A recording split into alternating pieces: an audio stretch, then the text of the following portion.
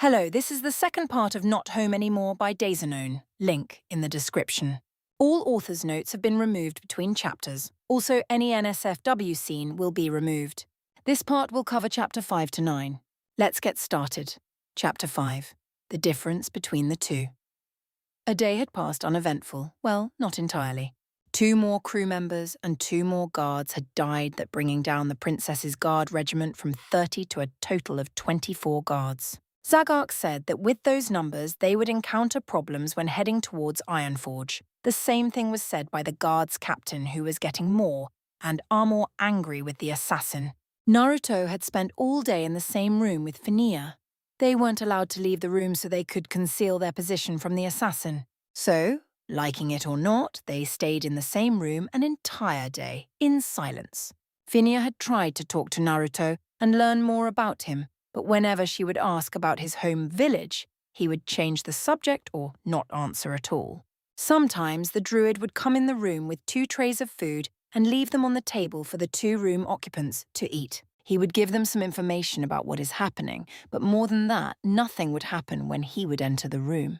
Right now, like in the last night Naruto was watching over the girl as she was sleeping, he was in his fox form sitting on the chair that he had placed near the door. Tell me how you plan on going back home," asked QB. "I have no idea whatsoever. I don't know this world, and I don't know its secrets," responded the boy honestly. "Doesn't that druid know anyway?" "No, he didn't say that he knew. But don't you know an ancient jutsu or something like that to send me home?" The blonde boy asked. "If I knew that, don't you think I would have already told you?" The fox asked. Naruto sighed. "I guess you're right." "Of course I am right," retorted the fox, "but still, why do you want to go home?" "Why not stay here?" He asked. "Well, I need to keep my promise to Sakura-chan and bring back Sasuke Tama. Then I need to become Hokage, and then, well, and then you don't know what else to do. Honestly, if you ask me, you shouldn't go back there." "Why not?" asked Naruto. "Simply put, you don't know if you can accomplish those dreams. Sure, you will bring that traitor's butt back to Konoha, but what are you going to do after that?" Asked QB. "I told you, become Hokage." "Do you think they will let you?" the fox asked with a sneer. "Think out of the box, Naruto. They will never let you become Hokage because of me. If I know them better, they will make that traitor Hokage and blame you for his defection." "But you don't know that for sure," said Naruto, a little scared. "I know how a human mind thinks when it is succumbed by fear. Your rationality disappears and is replaced with nothing but instinct, pure instinct," said QB. "And how did you act when you attacked Konoha?" "Out of rage, I think."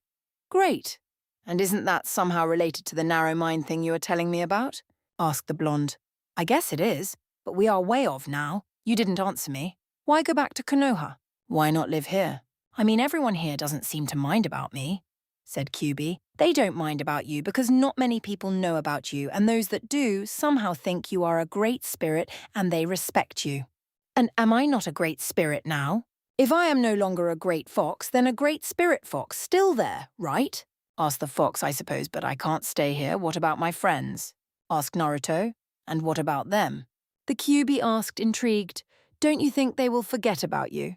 "No, no one will forget about Uzumaki Naruto. And you know that." "Well, all right, they won't forget about you, but don't you have friends here now?" "All I have is Zagark and Sylvanir. And maybe that Razor guy, but he was strange, and I don't know if I will meet him again in the near future," said Naruto, thinking, yes, but isn't that good? "No, I have more friends in Konoha. Besides, what about Bachan and Erosenin?" The blonde asked. How could I forget? "Listen, Kit. They might miss you, no, that is true, but don't you think these people here will miss you as well?" See what I mean?" the fox asked. "And you can make more friends here, and you can become someone here, not like in Konoha where those civilians wait for you at every corner, ready to take your head off and your so-called Konoha nins to betray you on the battlefield and leave you to rot. Oh, and did I forget about the Akatsuki?" Naruto sighed. "Well, those are some downs, but it's too early for me to decide about this. I mean, maybe I can still get to Sakura-chan and convince her to go on a date, and then maybe—" "Stop, right there," interrupted the fox. "First of all, how much has that pink girl helped you in the past?" "Well, there was that time when, just as I thought. Except for the usual punches she gave you. She didn't even lift a helping finger. Even that emo kid that betrayed Konoha helped you more than she did." The fox said sternly. "Yeah, but she changed, I'm sure of it." said Naruto. Are you sure? Asked Kyuubi. Let's put it like this. You somehow managed to get to date the girl. What will happen when you finally bring back the emo traitor? We will be a complete team again, asked Naruto. Besides that, I will be able to train with Sasuke. No, she will dump you for him. Once a fangirl, always a fangirl. Get used to it. You cannot change things like this, said Kyuubi. Naruto looked down with a sad expression. So what should I do? Think about what I said. Go home, or stay here where you could do things you couldn't do back in Konoha, and maybe find someone to love who isn't useless and a fangirl. With that, the two stopped talking. Kyuubi left the blonde alone to think about what he said, to let every piece of information sink in him. The fox didn't have high hopes that Naruto would stop thinking of going back home, but at least he had to try for the boy's safety. Ever since he saw his memories, he felt a slight guilt for the boy's predicament. He wanted to change his fate and find a place where he can truly call home and find someone who he can truly try and gain respect and love. Naruto, for his part, just stood in the dark room listening to the ocean hitting the side of the boat, making it rock slowly, almost usable. He was thinking about what Kyuubi said. True, everything that had happened to him back in Konoha. He didn't want to happen again, but he left precious people back there, people that he wanted to see again. He hasn't seen anyone back in Konoha for over 2 years, and now he might never see them again. The blonde boy sighed as he remembered how he met everyone when he was little. A smile creeped every time he remembered the moments when he met his father figure Iruka, when he met Tsunade. He even smiled when he remembered Gaara. Strange or not, the red-haired boy wasn't all that bad. He just had a different view of the world that needed to be changed a little. He hasn't seen him ever since the mission when Gaara was forced to fight some strange people to save his new pupil. As Naruto thought about his friends and the people he had met over the time, he remembered Kyuubi's words regarding the Council of Konoha and the villagers. Now that he stood to think about it, the dream of Hokage was tougher to achieve than he had thought. The council would surely object in naming him, and the fox was also right when he said that they might even try to name Sasuke as Hokage if he was brought back. Things didn't look that good with his dream thinking more now. Naruto sighed once again and started thinking about his options of remaining in this world. He already met the Night Elves, who seem to be good people and they don't judge at first sight. He even made some friends amongst them, so staying here with them was a plus. But the only thing that seemed to negate that plus was the whole dead that were walking amongst the living. Another bad thing about the world was the continuous war with the Burning Legion. He didn't see anyone from that group, if he could call them like that.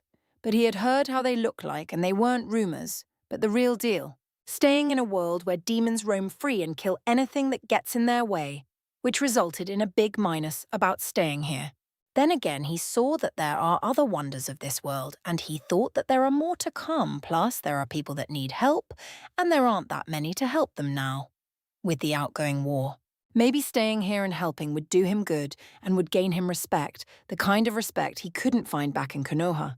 Naruto looked out the window, and for the first time he saw that the sky was much clearer here than in Konoha. The moon looked like it was closer, and the stars seemed to shine much brighter. It was a beautiful sight, he had to admit that. The blonde boy suddenly heard movement in the room. He glanced around and saw that Phineas was stirring up. A little early in his opinion, it was still around midnight or so. When the girl opened her eyes, she looked around the room like she was trying to find something, or someone. Her eyes rested on Naruto. "Naruto?" she asked, yawning. "Yes," responded the little fox. "Could I go and get a glass of water?" Naruto shook his head. "You know you can't leave the room." "Then what am I supposed to do?" she asked. "I'm thirsty." Naruto looked at the cup that was on the table near the bed. "Isn't there any more water in there?" "No," said the princess, shaking her head. Naruto cited. "Can you wait till morning, till Zagark comes with breakfast?" "I could, but I don't know," she said. "I don't want to whine, but I really am thirsty." "So what should I do?" asked the blonde. "I know I shouldn't ask you this, but could you get me a glass of water since I can't?"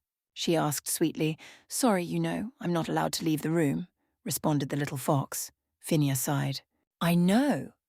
Naruto pondered for a second. He had to guard her, but at the same time he couldn't ignore a request. The captain said clearly that he needs to listen to her, but even more clearly that he is not allowed to leave her alone in the room at any times. The boy frowned as he knew that in the end, the captain would still berate him if he finds out that he disrespected a request just to keep the other order up and going. He glanced over at Phinia and saw that she was gazing out the window. He used this opportunity to change back to his human form and create one Bushin. Unfortunately, she heard the puff of smoke in which the clone was created, and when she turned around and saw two identical Narutos, her eyes widened and she reacted like one of them was hostile, an enemy in disguise. She grabbed her staff that was near her bed and was ready to cast a spell when Naruto stopped her. "So do you want something specific to drink, or just water?" one of the Narutos asked. The girl blinked in confusion. Both boys were, standing there looking at her and waiting for her answer. Not one of them was attacking the counterpart of her.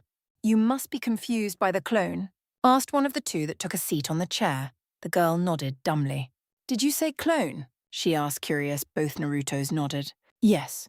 Remember when I told you yesterday that I have a special ability or more?" "Yes, why?" "This is one of my special abilities. I can clone myself to do more things," responded both boys. The girl's mouth was open wide. "So you mean that you can duplicate yourself?" she asked. They both nodded. "Yes, but I would advise you not to tell anyone about this." "Why is that?" she asked, curious. The two boys sighed at the same time. "It's just that I don't know how other people would react." "Oh, all right, I won't tell anyone," she said, smiling. "Good. Now water or anything else to drink?" "Water would be fine," she said. Both boys nodded and the one standing up walked out the door. A few moments later, he came back with a glass of water. After he handed it to the girl, the clone disappeared in a puff of smoke, and so did the real boy. For a second, the girl was afraid that something happened, but when the smoke cleared and she saw the red fox on the chair, she sighed in relief, knowing what her guard had did. She drank the glass of water and placed the empty glass on the table. She thanked Naruto, smiling at him, and lay back in the bed, closing her eyes and falling asleep again. Naruto reviewed his clone's memory. The other reason he had decided to make a clone and send it for a glass of water was to find some information about the assassin. He knew that the guy was still around here somewhere, and he wanted to see where he and what he was doing, if he could see him, that is. The clone didn't find much information. The ship was quiet, too quiet. It was so quiet that Naruto thought it was like a graveyard in the middle of the night, right before the dead would start raising out of their graves and head towards the nearest person to devour him or something like that. He still didn't understand if the dead in this world are mindless or if they think and know how to attack and fight. He was also curious on what the dead feast in this world. Not like he knows what the dead in his world eat, since in his world the dead are dead and nothing more. The only thing that the clone did find was some strange smell. It smelled like rotten flesh or something like that, and it came from the end of the hallway where the room was at. Naruto wondered what the smell was. Did the killer manage to get some more people on his death list, or was it something else? He shrugged. He had something else to think about now, and that was if he should stay here in this world or go back home. Midnight. It was midnight. Now it really was midnight. How did Naruto know? It was simple. A few minutes ago, a letter was sent under the door that had the time on it. Of course, that wasn't the main thing. The most important thing was that they would reach shore tomorrow at noon. Naruto was reading the letter again when he heard a knock at the door. He got ready to shift back in his human form when a voice spoke. "Be careful, Naruto," said the voice that seemed awful familiar with the druids. "If the assassin heard about the news that we will reach Menethil at noon, he will strike any time. Be prepared for the worst. I will continue my sweep of the hallways." And with that, the voice disappeared. Naruto didn't waste any time. He ran under his bed, and from there he looked over at the sleeping form of the princess. He waited for the assassin to come. If he would come like Zagok had said, then now would be the moment. There was no one in the room, from the assassin's point of view, which Naruto was deducing, and there was no one near the room that would help her in time if she woke up before he delivered the fatal blow. Yes, this was the right moment for an assassin to strike if they didn't want the princess to get to Menethil alive. So all Naruto had to do now is stand under the bed and watch and wait. The little fox perked its ears and listened carefully to what was happening around him. There was nothing. It was a deadly silence, something that Naruto would have enjoyed. He liked it when it was silence around him. He could think clearly. But now, it was something else. All this silence wasn't that good. Surely he could hear the water outside and the wind, but nothing else. No one else was moving. It was strange that he couldn't hear the crew walking around. Naruto suddenly heard something and his ears twitched. It was a silent sound, like someone or something was trying to break the window silently. Then, all of a sudden, he started hearing the ocean and the wind more clear. He could see the sheets on the bed raising and falling down again. The wind was blowing inside the room. Now this was strange. It could only mean that someone had indeed broken the window of the room to enter it. The blonde boy's eyes then picked up a pair of feet landing in front of him. He couldn't see if he was an undead like the ones he met in the forest, or if he was just another person. The reason why he couldn't see for sure was because the said person's legs were completely covered with armor, leather armor. But Naruto could feel it. The man had an aura of death around him, and he smelled like rotten flesh. The man started approaching Phineas' bed slowly, not making any sound whatsoever. Naruto could see two pointy objects strapped to the person's waist. They looked like a pair of daggers. Both blades were long and dense, and they were sharpened because they shined in the moonlight. Naruto saw the man taking his daggers out. He decided to move as well. The blonde boy got out from under the beat, and slowly, without making any sound, he changed to his human form and crept behind his strange person. When Naruto was at his level, he could see that the person's arms were a little clear. The armor didn't completely cover them. He could see his bones, which indicated that the man was an undead. The undead was now in front of the girl with his daggers raised. He was about to strike when he felt a blade around his neck and something sharp pointed at his back. The undead turned his head a little in the back and saw a boy around the age of 15 with a black mask covering his face, making only his eyes visible. The boy was holding a sword in his right hand and a dagger in his left hand. The sword had a faint black glow. It wasn't an enchant, which meant that the blade was special. It had powers of its own. "Who are you?" asked the boy. The undead made a crackling sound. Naruto raised an eyebrow. He didn't understand a thing, and neither did Kyuubi. The undead then let out a silent chuckle, only picked up by Naruto. "I will ask again," the blonde boy said, pressing his weapons around the undead's neck and back. "Who are you? You rookie, you nothing." The undead crackled. "What do you mean?" asked Naruto deadly. "Are you underestimating me?" "Pathetic fleshes, go before I kill," the undead crackled again. "What do you want with Phineas?" demanded Naruto. The undead chuckled silently, then his chuckle turned to a laugher, a sinister one at that, as it sounded like a maniac's laugh, or something much more sinister than that. The laughter woke up Phineas. As she opened her eyes, she saw the two figures. The one in the back she identified as Naruto. Then she saw he was holding his weapons around the second figure that was laughing like an undead. Her eyes narrowed as she saw the two daggers above her. The undead stopped laughing and saw the petrified girl looking at his daggers. He ignored Naruto and let his daggers drop on the girl. Naruto saw what the undead was doing. He dropped his sword and grabbed the undead's right arm. He swung around, stopping him from stabbing Phineas, and threw him in the wall near the door. Naruto took his sword back in his right hand and glared at the undead that was getting up and shaking his head. The undead glared at Naruto for stopping him on his mission. But then he laughed again, as he knew he would enjoy killing the blonde boy as well. The undead moved slowly towards his prey. He moved like he was limping, his back was arched, he wasn't standing up straight. As he approached his target slowly like a lion, Naruto stiffened more and more. Phineas got over her shock and was about to grab her staff when she heard a clinking sound. She looked and saw that Naruto had parried the undead's right dagger with his sword and the left dagger with his own dagger. "Not good, you," said the undead in a crackling sound. He moved his arms to the sides, forcing Naruto to do the same, and used the opening to grab Naruto by the chest and throw him towards the wall. The blonde boy hit the wall with a loud thud and groaned in pain. Naruto opened his eyes and saw the undead in front of him. Before he could react, the undead delivered a powerful kick, sending him through the wall in the hallway. The undead followed the blonde boy through the wall with his daggers ready to strike. The blonde boy got back on his feet fast and charged the undead, who started laughing at him. He tried to slash the undead, but the attack was dodged. He tried to stab him in the chest with his dagger, but the attack was parried. Naruto tried to deliver a roundhouse kick, but it was dodged again by the undead that ducked. "Naruto!" yelled Phineas. The blonde boy turned to look at her. "Run and get help. You can't fight him. He is on an entire different level from you." Naruto was about to talk when he felt pain in his back. He heard Phinia gasp and saw her covering her mouth, her eyes wide in shock. He turned his head and saw the undead had stabbed him in the back with his dagger. The undead took his dagger out and brought it to the blonde's throat, deciding to finish the job. Phinia grabbed her staff and recited an incantation fast. Her hands glowed a bright yellow for a second and then it disappeared. She moved her hand towards Naruto's direction, and the blonde boy was suddenly surrounded by a strange yellow circle. The undead tried to cut his throat, only to find out that he couldn't touch the boy's skin. He looked up at the princess and charged her. She did the same thing, like she did to Naruto, only that this time she raised her hand up above her head. She too was surrounded by a yellow circle now. Naruto saw the undead making his way to Phinia. He chased after him. The undead was hitting the circle with his daggers, trying to break it, and Phinia looked like she was getting more and more tired sustaining the shield.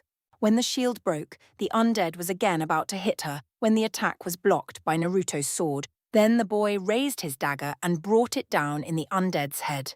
The undead screamed and leaped away, but he didn't fall down and die like everyone does when they are stabbed in the head. He was still on his feet, glaring at the blonde boy. "What the?" said Naruto. "He should have died." Phinia shook her head as she got back on her feet. "Undead don't die that easily from an attack. They are dead, after all." "And then how am I supposed to kill him?"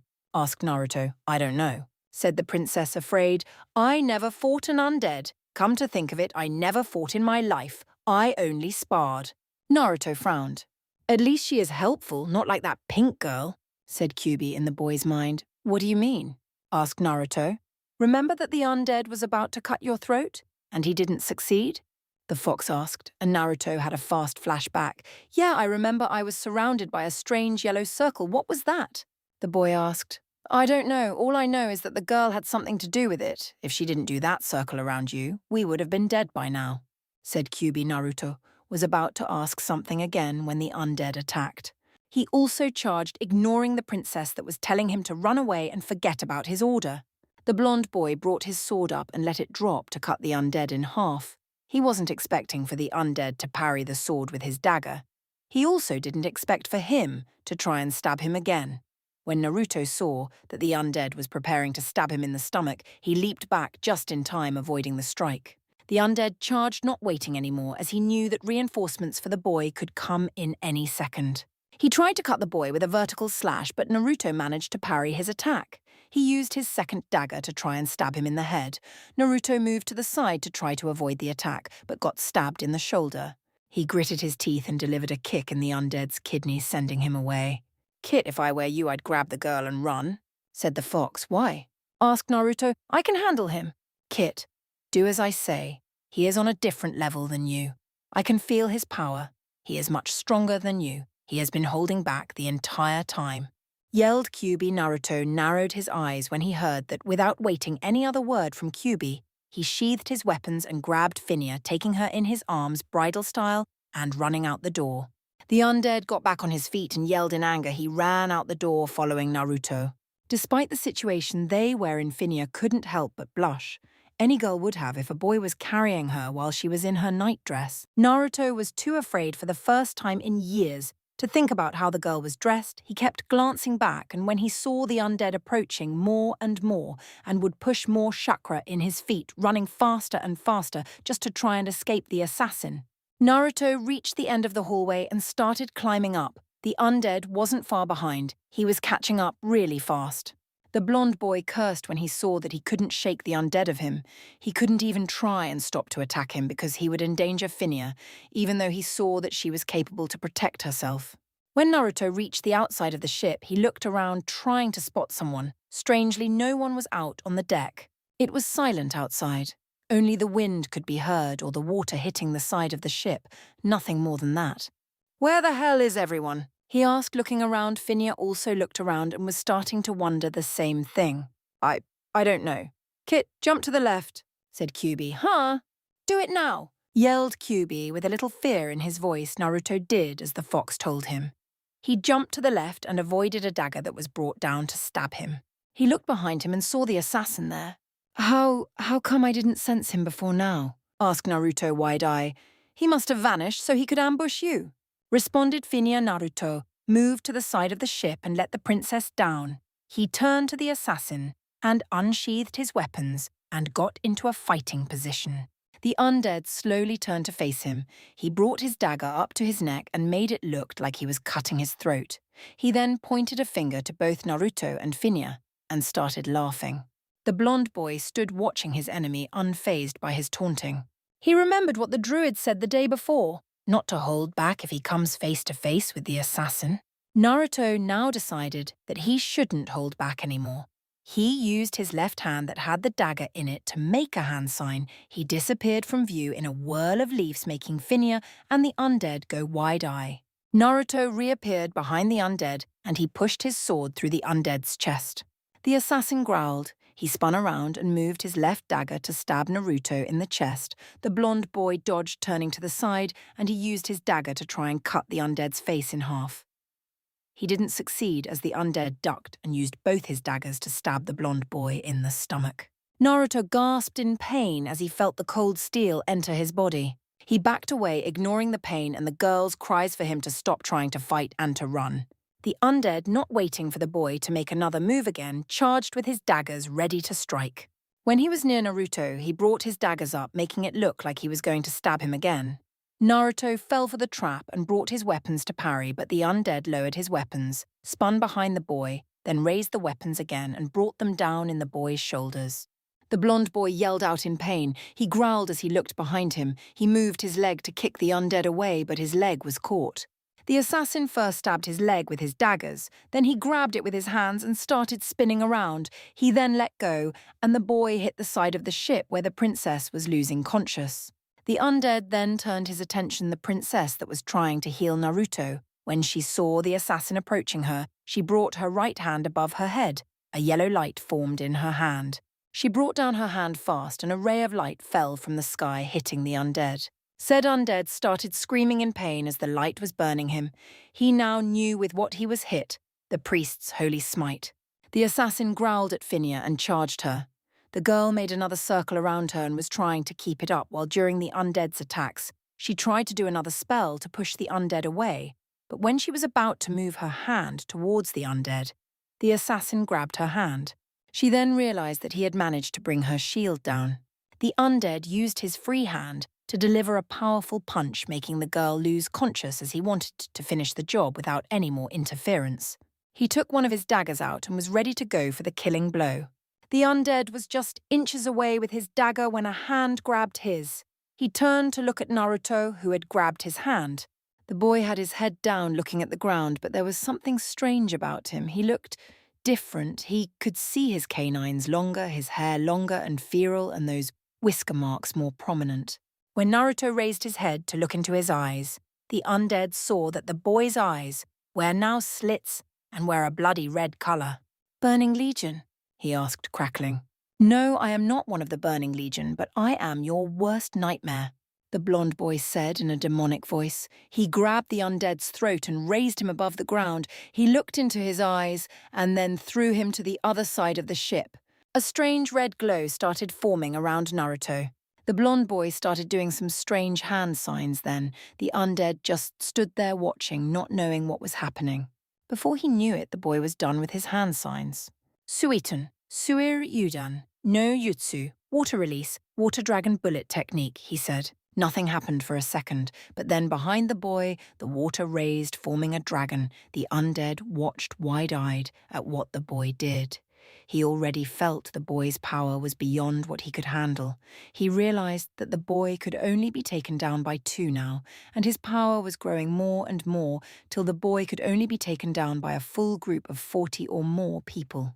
Naruto glared at the undead, and with a small motion of the hand, the dragon roared and charged the undead with its mouth wide open to devour. The undead jumped to the side, avoiding the dragon that had hit the end of the boat and exploded, transforming in water. He turned to see where the boy is, but when he did that, he saw that the boy was right in front of him. Before he could act, Naruto grabbed his right arm and ripped it off, throwing it into the ocean. The boy then jumped away and did another set of hand signs. "Katen Husenka no Jutsu," he said before he spited out 3 fireballs. The undead watched as the fireballs raced towards him. He dodged the first one, but the other two hit him, throwing him on the side of the boat. When he got up, Naruto was again in front of him. The boy grabbed his other hand and ripped it off and throwing it into the ocean. "Those are some pretty weapons you got there," said Naruto, eyeing the two daggers. "You won't be needing them any more now," he said as he took the daggers from the undead and threw them to the other side of the boat. He then grabbed the undead by the throat and turned him to the side. He raised his knee and brought the undead down on it, ripping him in two, finally killing him. He then threw the parts into the ocean. Naruto looked at the unconscious girl and walked towards her. When he was near her, he kneed down and looked at her. He brushed some hair of her face and smiled. "If the kid would listen to me, he would be happy to stay here," he said. Now it was known at least to the gods that might be watching that it was Kyuubi that fought the undead. "Such a beauty, the kid would be a fool if he would leave and not stay here to try and win you," he said with a grin.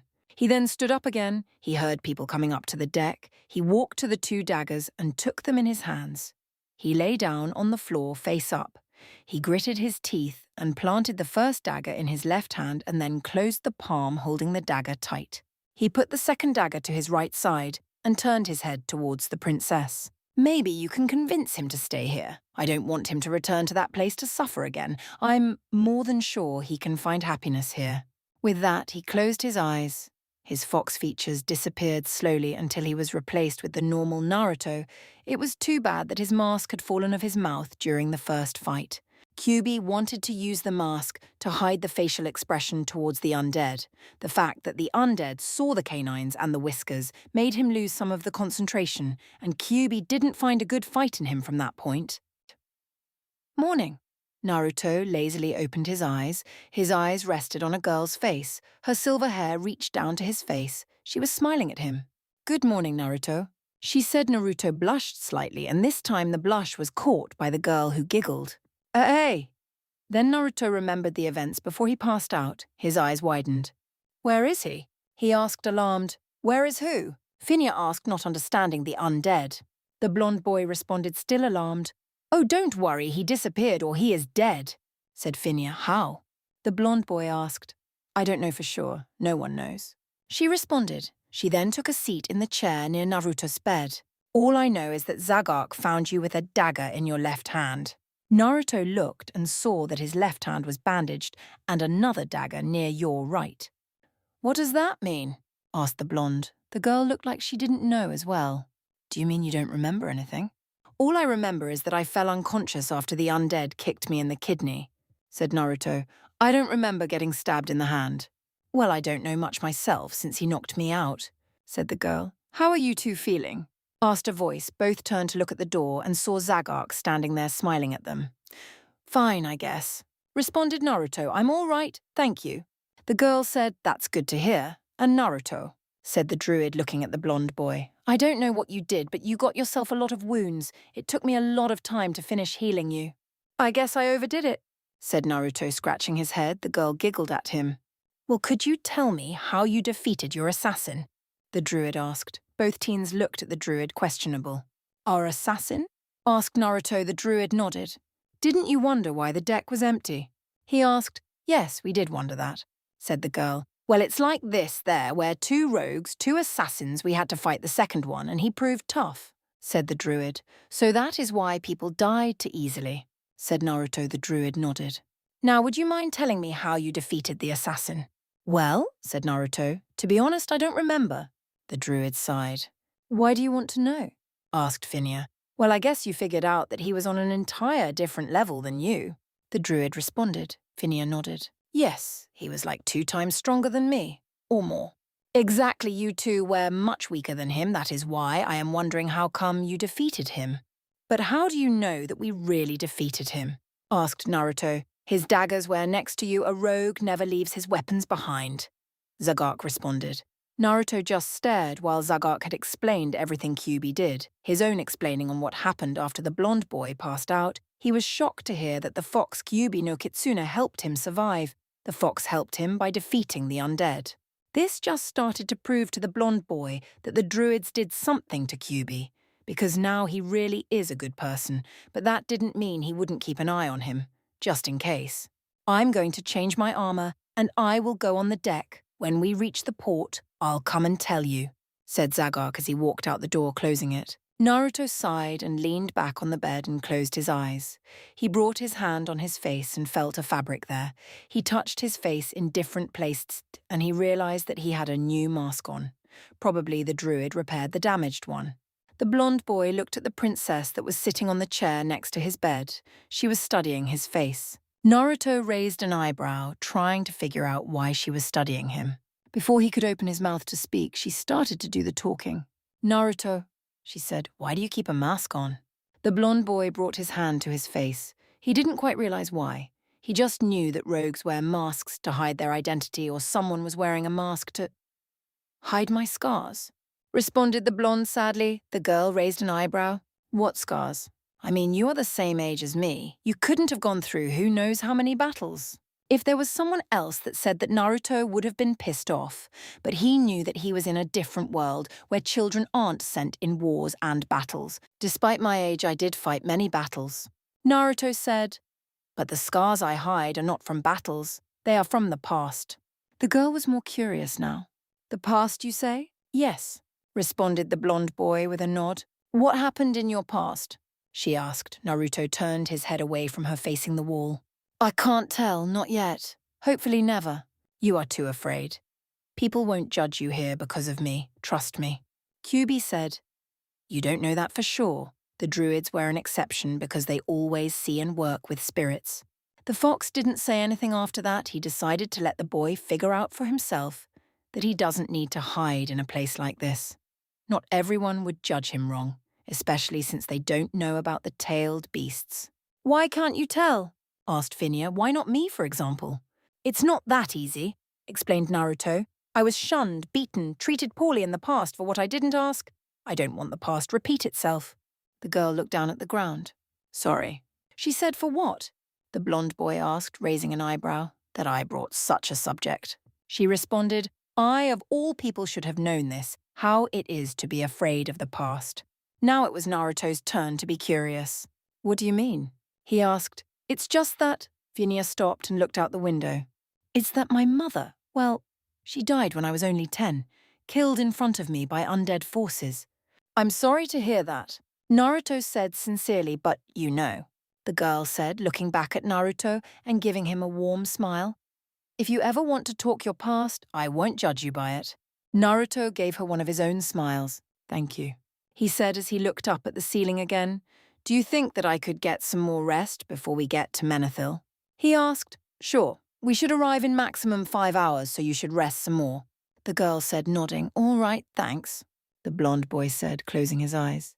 Phinia waited a few minutes, and then she slowly reached to Naruto's mask. The blonde boy caught her arm, startling her. "I didn't say that you can remove my mask." He teased. Phinia pouted and turned around, faking to be hurt. Naruto chuckled silently and turned on his left side, falling asleep. Unknown place. Screams of horror and pain could be heard everywhere, moans of the dead, growls of the demons and beats. Horses galloping down the massive hallways. A multitude of apocalyptic sounds could be heard all around the hallways. In one particular room, a laboratory of some sort, filled with canteens, green oozing liquids, bodies of all types, mutilated or not, stood one person. No, not a person. He wasn't a person anymore. He had lost his humanity a long time ago. In that room stood a strange dead that seemed to be floating above the ground. He didn't have legs. What was coming out of his waist area was cold air. So cold that it could freeze anything that it touched. From down his waist came a strange-looking robe that had its ends cut in 4 in the shape of a large arrow that had a red diamond attached to it. His chest didn't have any clothes or armor. His bones were visible. They were also covered with thick ice, and the cold air could be seen between the bones leaking out. His arms were made out of ice and his hands were ice as well, ending in a claw shape. His skull was also visible and it was covered with ice. He wore a strange crown similar to a pharaoh's, and on the back behind his head, a tunic of some sort, again similar to a pharaoh's. Chains circulated him from his knees up to his shoulders. 1. The creature the dead was working in the laboratory creating new creatures, experimenting on the dead, bringing more loyal subject to life, and under his will. Footsteps could be heard, barely through the chilling yells of pain that echoed the hallways. The dead. a lich he was called, turned to look at the newcomers. The newcomer was a rider. He wore black armor that covered his entire body. Strange black smoke leaked from inside the armor. His yes were piercing red. The armor was the design of a demon. The helmet had 2 horns, the shoulders had spikes, the gloves also had spikes, knees and chest they both had spikes. The rider kneed down in front of the lich. "I bring news, my lord." He said, "What news do you bring, cavalier?" The lich asked in an echoing voice, "It seems that we have found a powerful human that hold a great power inside of him, a beast." The rider answered, "Ah, so I wasn't wrong when I felt that power?" The lich said, satisfied. The rider nodded. "He even defeated an assassin sent by the Forsaken." The lich laughed darkly. "Yes, that is something. I want the human to be monitored. I want reports, everything. He shall be a great weapon and addition to my army." The lich said, "As you wish, Lord Kel'Thuzad." The rider said as he stood up and walked out the room, leaving the satisfied lich to continue his work. With Naruto, the ship had reached Menethil Harbour. Indeed, after 5 hours, the ship reached the port with no other incident. They disembarked and took their farewell from the captain of the ship and the crew. Of course they had to pay for the damage done from the fight, but at least they got to the destination in one piece, and with the princess safe. Now the group composed out of Naruto, Zagak, Sylvania, and Saya with her pet, were looking at the city before them. There was a castle in the middle of the city surrounded by houses, trees, grass, roads, inns, and some stables. It was like one of those commercial ports. Even the port was big. Zagak turned to the princess and her guards, 24 in numbers, 25 if you count the captain as well. "So we will wait here for about 3 hours to resupply, then we will head towards Lochmoden." The captain nodded. "We will meet at the beginning of the bridge that takes us out of Menethil." He said, "Right." The druid turned to Naruto, who was sniffing the air. "Something wrong?" He asked. Naruto jumped up. "I smell food, freshly baked food. I hope it's not seafood. Can we go?" He asked pleadingly. The druid shrugged. "We have 3 hours, so I guess we can." "All right," cheered Naruto. "You two coming as well?" asked Naruto, looking at the 2 female elf. "Sure, I want to eat something else as well, and 7 here too." Saya responded, patting her pet. Sylvania nodded. "Lead the way." "Wait a second." The captain said, "Boy, I need to give you money." Naruto looked at the captain, curious. "Money?" he asked. "Yes, for protecting the princess. After all, you are paid, right?" he asked. The blonde boy shook his head. "No, I won't take the money. I did it because I felt it was right. For the princess, I did it for free." The group turned to leave with Naruto in front. "Wait," called someone. Naruto stopped and turned around to see Finia running up to him. "Yes?" asked Naruto, raising an eyebrow. The girl got close to him and put her fingers under his mask. Naruto's eyes widened. "What are you?" he asked. Well, it wasn't a complete question since the girl managed to bring his mask down and give him a quick peck on the cheek. The girl moved close to him and whispered in his ear. "This was as thank you for saving me." She said, "I hope I wasn't a burden." Naruto shook his head. "No, we weren't," said the boy, stuttering. "Oh, and by the way, you look very cute with those whisker marks," she whispered, making the boy blush. The girl giggled and gave him another quick kiss on the cheek and ran back to the guards. Naruto put his hand on his cheek, still mesmerized of what happened. The druid chuckled and moved the boy's mask back on his face and grabbed him by the hand and started dragging him towards the inn. Finia looked at the retreating group, smiling. "Why did you do that, if I may ask?" The captain intrigued. "I paid him back for what he did." She responded, "But why kiss him?" Phineas sighed. "He is not like other boys. He never once tried to ask me out on the way here or to take advantage of me while we were in the same room and I was sleeping." She responded, "He is different. If only all boys were like him," she said with a sad sigh. "If only," she thought, "maybe I can convince father and maybe Naruto." Chapter 6. A Not-So-Welcoming Road. Naruto was currently in one of the inns in Menethil, eating a bowl of crocodile meat ramen. It was really strange at first when he saw the name, but now he actually liked it. It wasn't that bad. He had to admit that the people in this world have more types of ramen than back home. But while he was eating, he was also thinking about what happened just an hour ago on the docks. He couldn't understand why Phinia had actually kissed him instead of just thanking him. Sure, it was a thank you kiss, but he never expected someone of her stature, a princess, to kiss him. Naruto was actually happy that the people he was traveling with were nice. Nice in the way that they helped him with whatever he needed and gave him support. The druid proved to be the most supportive from the group. Ever since Naruto met him, Zagok had given him money, food, companionship, training, and understandment.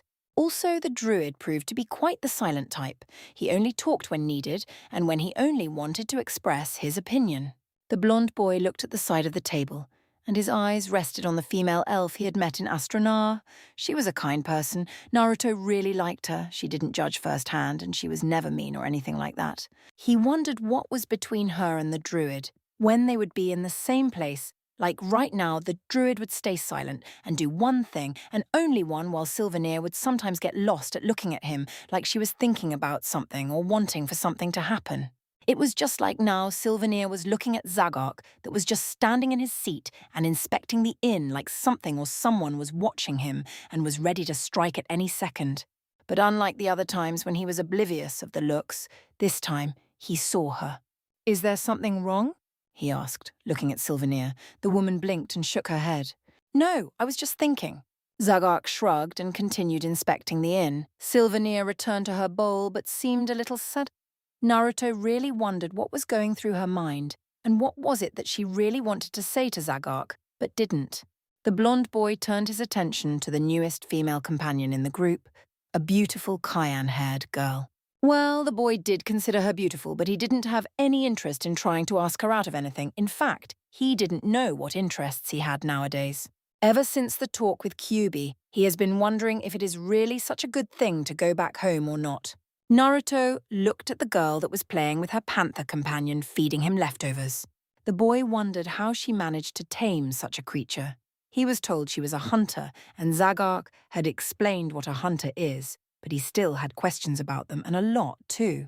As Naruto was eating, and everyone else was doing what they were doing, 5 men entered the inn.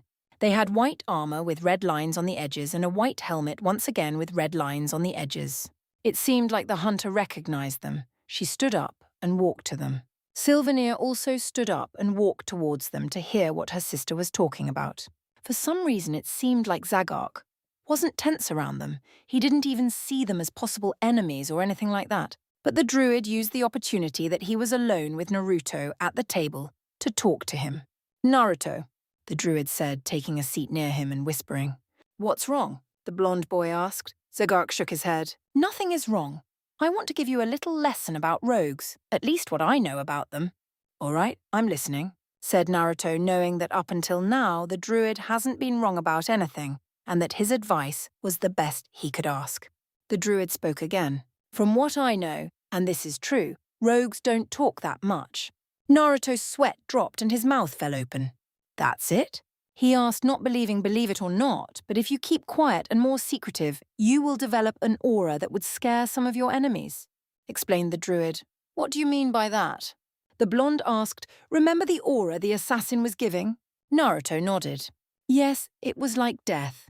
Exactly, when a rogue stays silent, he can develop an aura of mystery and power. A rogue that also likes to lurk in shadows and strike swift can develop an aura of death around him, scaring everyone. The druid explained again. "I think I understand," said the blonde boy. "Also, you need to talk less if you want to be a great rogue," Zagok said, grinning. "Don't tell me that every single rogue is the less talking, more killing type." The blonde stated a little dumbfounded. "Not all, but the majority. It is best to stay silent if you want to keep your position hidden." Naruto nodded. "Now I understand. Talk only when necessary." "Yes, that would help you," explained the druid. "Usually when people sense the aura of mystery around a rogue, they try not to get in fights with him." He paused. "But some try and get the rogue to talk, but since rogues are, well, in a way ingenious, they never get caught. Is there a rogue that can teach me to become like that?" asked Naruto with his hopes up. The druid nodded. "Yes, there is. That is why I told you this. The rogue I am going to take you to when we reach our destination doesn't like his students to be very talkative, only to talk when needed." "I understand," the blonde boy said with a nod. Also, all the students that Rogue taught never, and I mean never, lost a fight or died. Zagark said, but the Rogue only trained about 5 or 6, but the best there are in Azeroth. The boy nodded and continued eating his bowl in silence. Zagark closed his eyes and let out a long sigh before standing still in the chair. A few minutes later, the two women returned to the table. They didn't look too happy, though. Zagark opened his eyes and looked at Sylvania. He raised an eyebrow at her depression. What happened? He asked. Sylvania looked at the druid and sighed. She looked at her sister, telling her to share the information with everyone. Well, do you remember that I told you that I was recruited by the Alliance? Seiya asked Naruto, and Zagark nodded. Did they already send you in the middle of the fight? Asked Zagark, worried. The girl shook her head. No, but I found out my first mission for the Alliance. If you don't have to fight the big battles, yet you don't have to worry. The druid responded, Yes, I know, but even this mission is, well, her mission is to help protect a supply caravan to Refugee Point in Arathi Highlands, said Sylvania. I see where the problem is, said Zagark. Why is that a problem? Asked Naruto, not understanding. Well, in Arathi, the Horde and the Alliance fight for a small plain called Arathi Basin. They have been fighting over that same piece for years, explained Seiya. And you're afraid that you will get involved in it? Asked Naruto. The girl nodded. I don't think I'm ready to fight in such a battle. Sylvania sighed. That's what brings me to the second thing.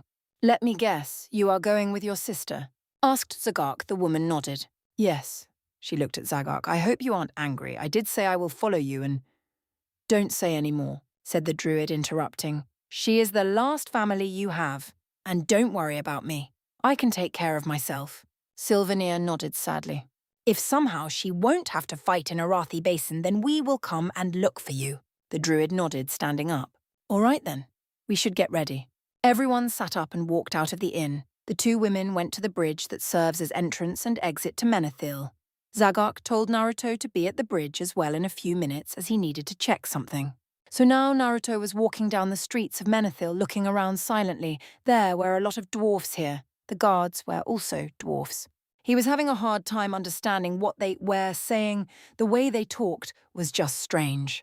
Naruto looked down the road and saw riders, people that Zagark called travelers or fighters of Azeroth, those people that travel all around Azeroth and help everyone, the ones that bring order where it's missing. Naruto continued walking, and the riders passed him, ignoring him. Or at least some. There were a few that looked at the boy curious. The blonde didn't understand why, but he didn't care. As Naruto was walking, he suddenly came to a stop. In front of him stood a man.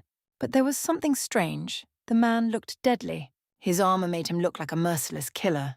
On his head was a hood, and covering his face was what looked like a skeleton mask. His eyes were glowing purple. On his shoulder were a strange piece of shoulder pads that had 3 spikes coming out of them, 3 on each side.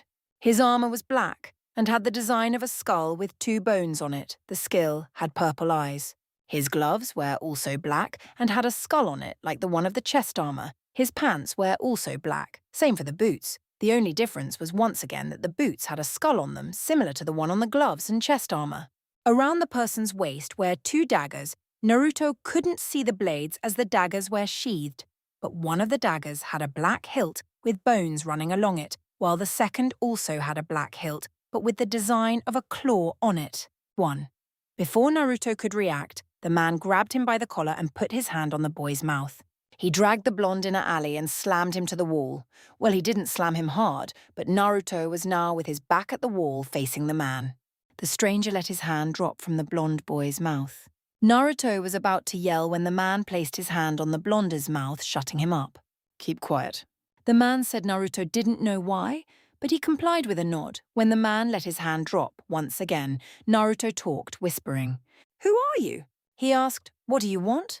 I'm ashamed you forgot about me, the man said, making Naruto raise an eyebrow. Aren't I the one that bought you the armor you have? He asked. Naruto looked at the man curiously. The only one that bought him the armor was that strange rogue called Razor. Naruto's eyes widened. Razor? He asked. The man nodded.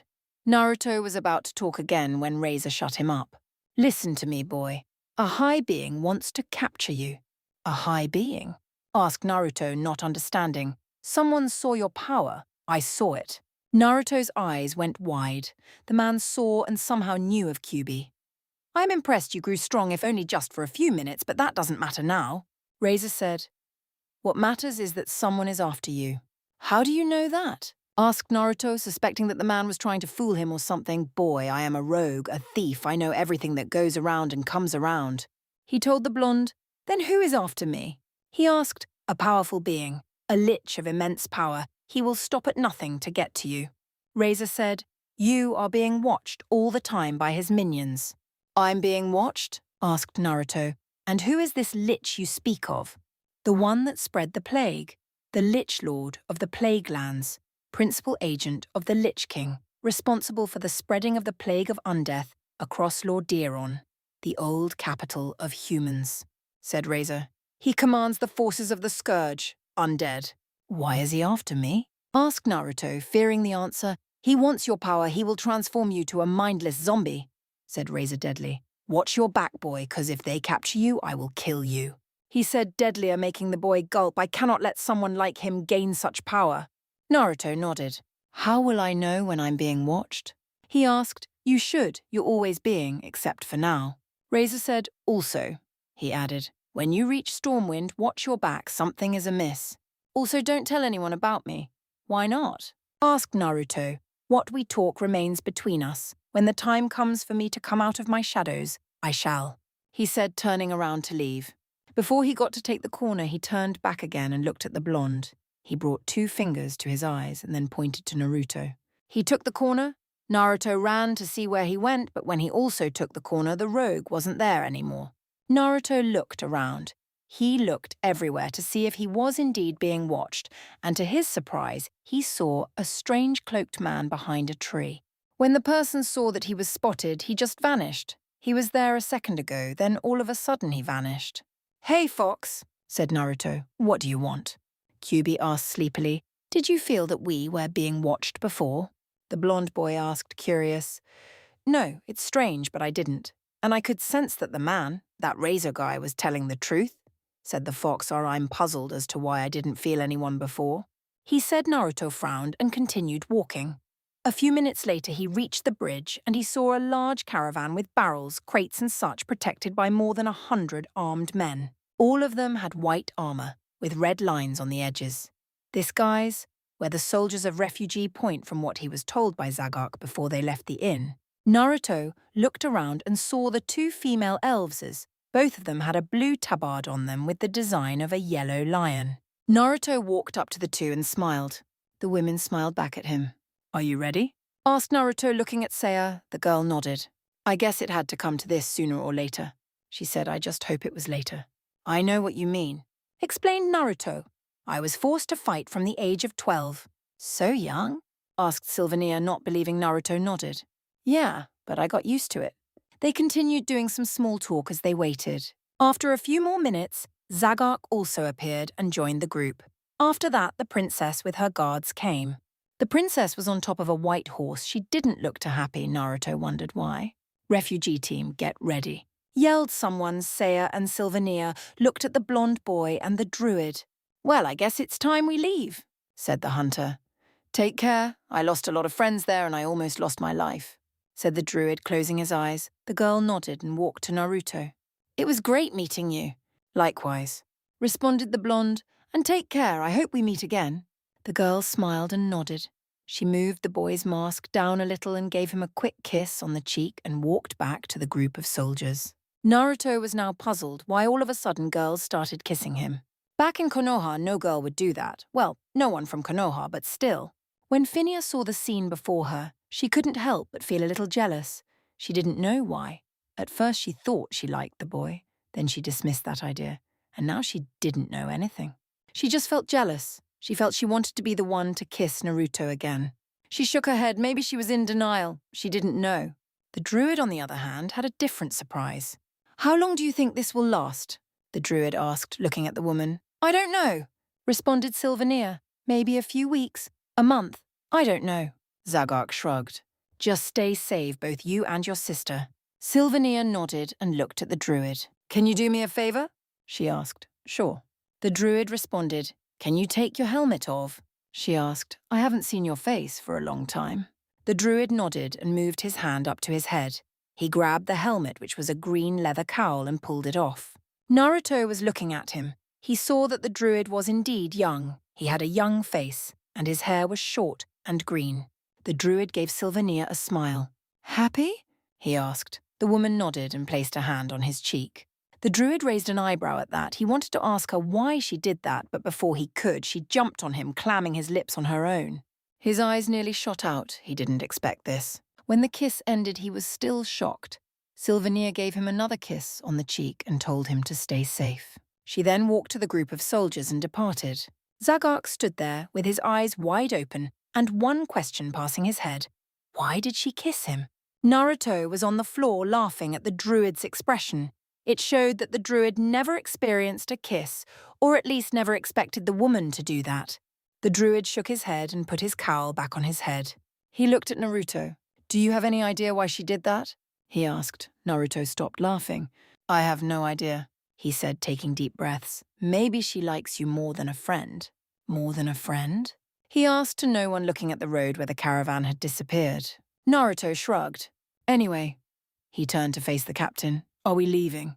he asked. The captain nodded. "Yes." "Hey, Naruto," called the druid. The blonde boy turned around facing the druid. Zagark put his hand in one of his pockets and took out two strange stones. They looked like normal stones, but they had a blue line in the middle.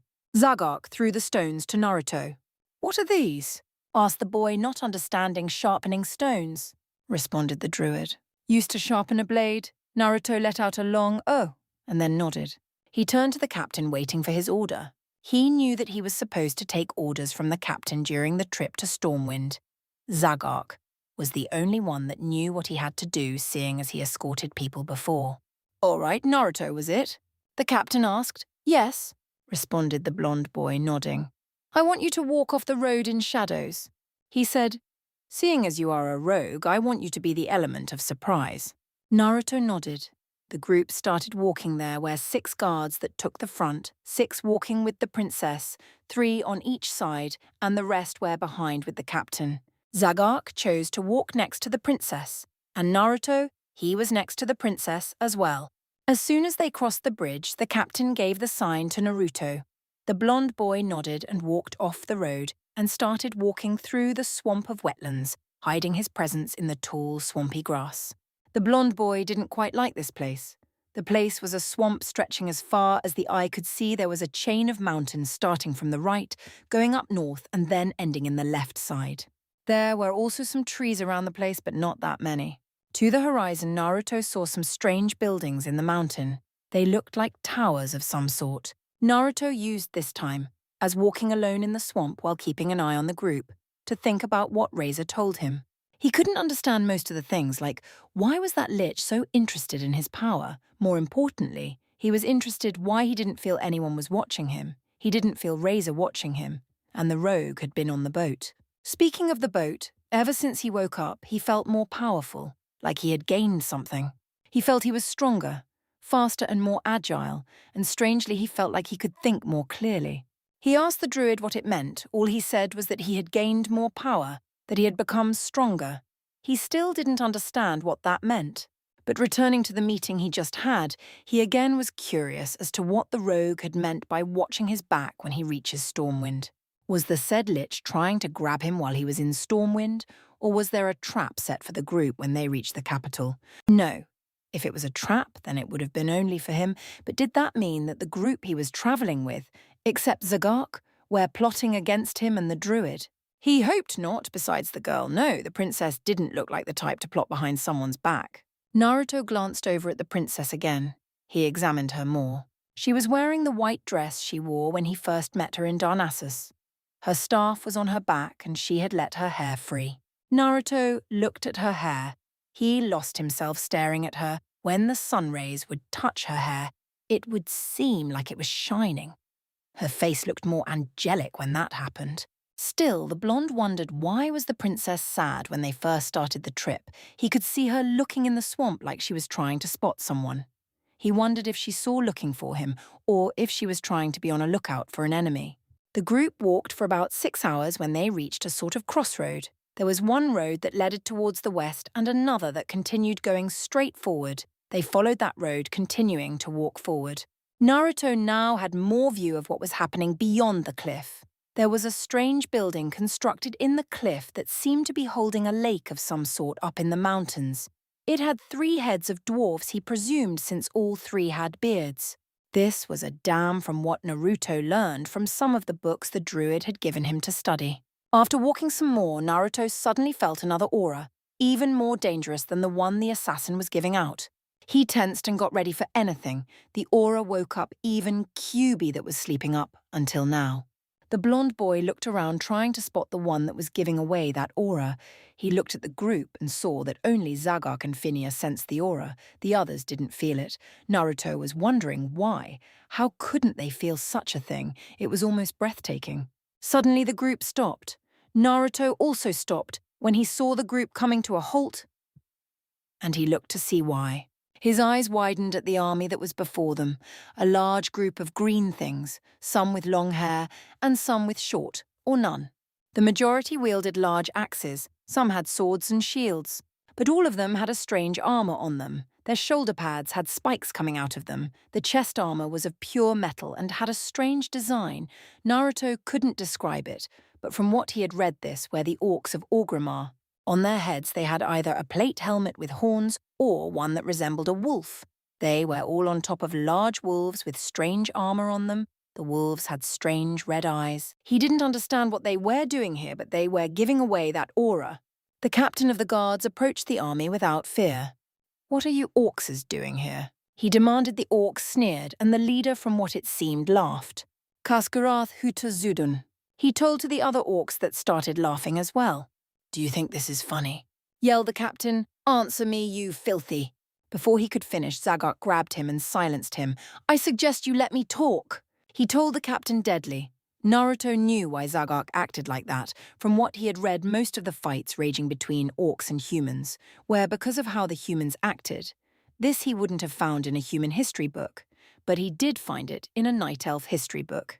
"Could you tell us what you are doing in Wetlands, Chieftain?" Zagok asked with a bow to the leader of the army. The leader sneered. "We came with a mission, pitiful elf." "What mission would that be, if I may ask?" the druid asked once again politely, but Naruto could feel the anger building up in him.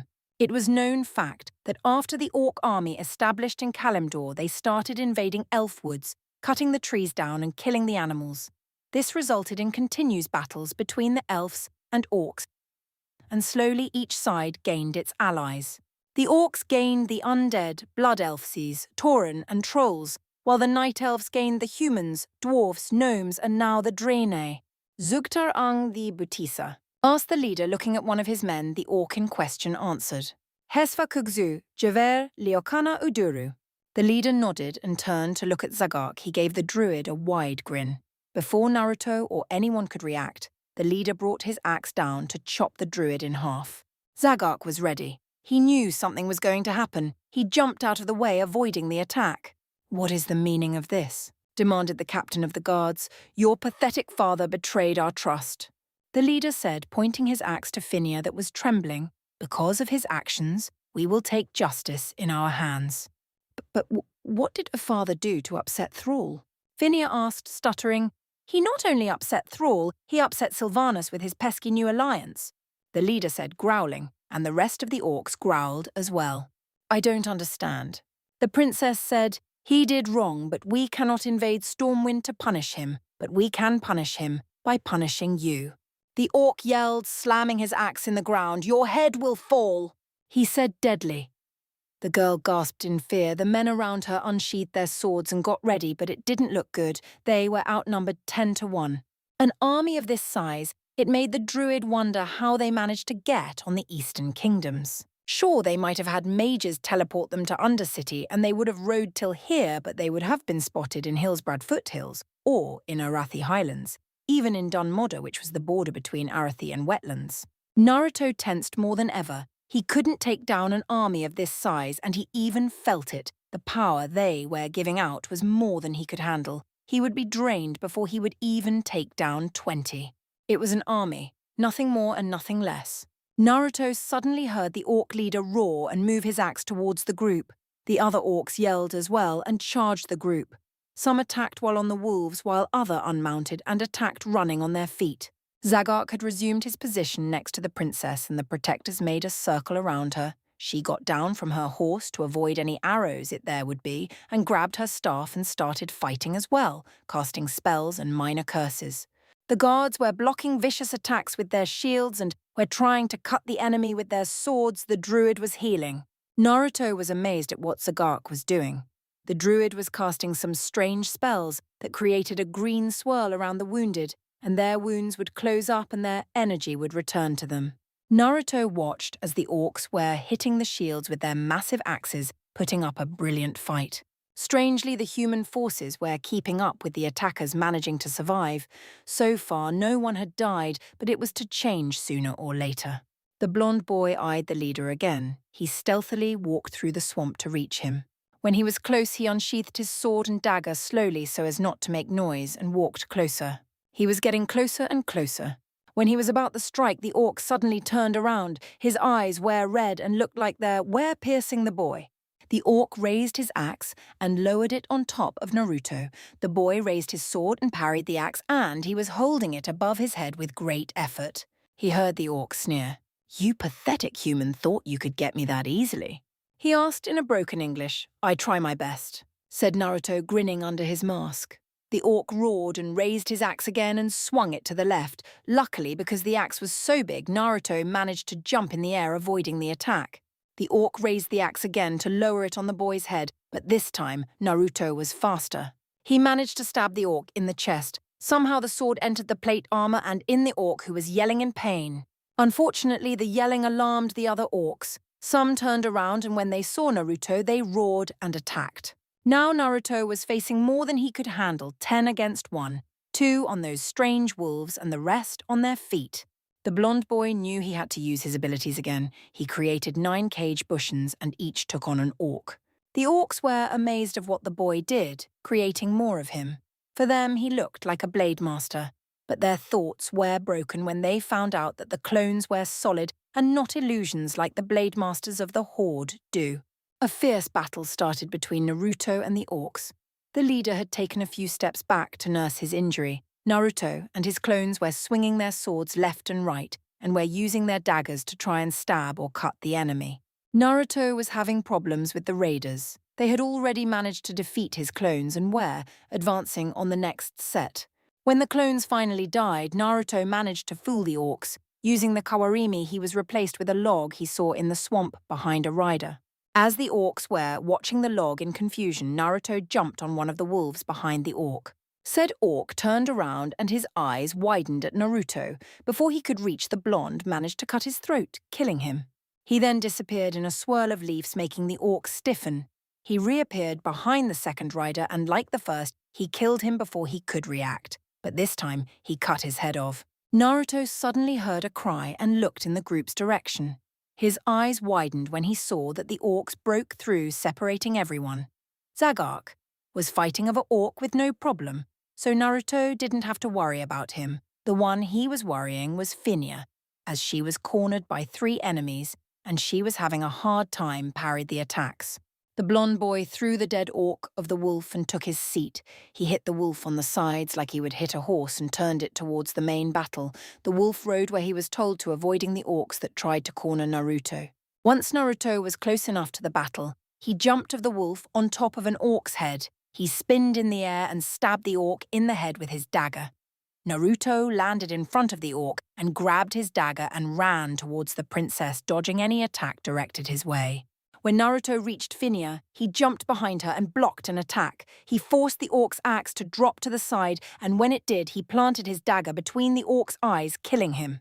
He turned around and grabbed the princess. He spun her, making her stop behind him, and it was just in time as he blocked another axe. But unfortunately, he couldn't dodge or block the sword that pierced his through the stomach. Phinia gasped when she saw that. She knew the attack was intended for her, and she was ready to take it. Why did he do it? She thought. Doesn't he value his life? She asked. And then she remembered when she first asked this question back on the boat during the first night. Flashback, Phinia was standing on the bed looking at Naruto, who was eating. She frowned. Naruto, The blonde boy raised his head. Yes, Phinia? He asked, why are you doing this? She asked, doing what? Protecting me. Aren't you afraid you could die? She asked, don't you value your life? Naruto stopped eating and placed the tray on the ground. He closed his eyes, and when he opened them, the girl saw pain in them. A lot of pain from the past up until now. I do value my life. He said, but I cannot stand to see innocent people getting hurt or even killed. This is not a mission for me. This is my duty to keep people safe. End flashback. You don't have to risk yourself like this for me. The girl thought as she looked at the blonde boy who gritted his teeth. She couldn't help but want to take him from between the orcs and hug him and thank him over and over again. Naruto growled and kicked the orc away. He swung his dagger, cutting the axe wielder's face, and finally he took the sword out of his stomach. He suddenly felt like his wound was healing faster and his energy coming back like he wasn't even hit. He looked up and saw Zagark holding the princess next to him. Naruto, take the princess and run, he said, blocking an axe with his mace. What? I can take these guys on, said Naruto, killing Zagark's attacker. I know you can, but they are after her. The druid said, motioning to Phinia. Our mission is to make sure she stays safe, and we can't guarantee that fighting an army. But, said Naruto, he then heard a scream. He turned and saw a guard had fallen. He looked at Phinia, who was scared. She didn't show it on the outside, but he could see it in her eyes. Naruto looked at the druid and nodded. Will you be all right? Don't ask questions to which you know the answer, the druid responded. Smiling, Naruto grinned under his mask and sheathed his weapons. He took the girl's staff and put it on his back. He took Phinia in his arms, bridal style, and dashed through the masses, jumping from head to head. When Naruto reached the end of the army, he landed on the ground. Keep following the road, yelled someone. He recognized the voice belonging to Zagark. He gave a nod even though he knew the druid couldn't see it and pushed all his chakra into his feet and started running away. The orcs were amazed of the speed at which the blonde boy was running. They mounted on their wolves and started chasing him. A few of the orcs remained behind to deal with the guards and the night elf. As Naruto was running, he saw the riders behind him. He scowled and ran faster. The blonde boy felt a hand on his chest holding his armor tight. He looked down at Phinia and saw that she was scared, very scared. He couldn't blame her. If an army of that size was after him, he would be afraid as well. The blonde boy glanced behind once again. Those riders wouldn't give up, and they just kept coming and coming. Kyuubi, any idea? Asked Naruto. No idea here, Kit. Those creatures are fast and cunning. Besides, you can't do hand seals for a jutsu, seeing as you are carrying the girl, the fox responded. Naruto frowned. He pushed more chakra into his feet and continued running. As he was running, he suddenly came to a strange entrance in the mountain. There was a sign on top of it that read, Dun Algaz. The blonde boy suddenly had an idea. He entered the passageway and ran as fast as he could to reach the exit, and once he did, he stopped and jumped up. Naruto landed on top of the entrance and looked down. The riders just exited the passageway and were glaring and yelling at Naruto. The blonde boy mocked them, making funny faces. He could hear Phinia giggling. Suddenly, a rider took out a bow. Naruto's eyes widened. He heard Kyuubi yelling at him to continue running, and he did. The blonde boy started running up the mountain, dodging the arrows. After running up a little, the cliff started shaping into what looked like a tattered road. Naruto followed the cliffy road till he came to a cave. Without any option, he entered the cave. It was a good thing that the cave was way up in the mountain. It would shelter them from the orcs till the druid found them. The bad thing was that it was so high up, the air was colder. Both he and the girl were shivering. Naruto walked to the end of the cave and sat down, keeping Phinia in his arms. She was shivering more than Naruto since she didn't have any leather on her, just the dress. Naruto put her on the ground and stood up. Naruto? The girl asked, shivering. I'll be right back, he said as he dashed out of the cave, leaving the girl alone. Once outside, Naruto looked around, trying to find a tree or something. After looking around carefully, he managed to spot a tree.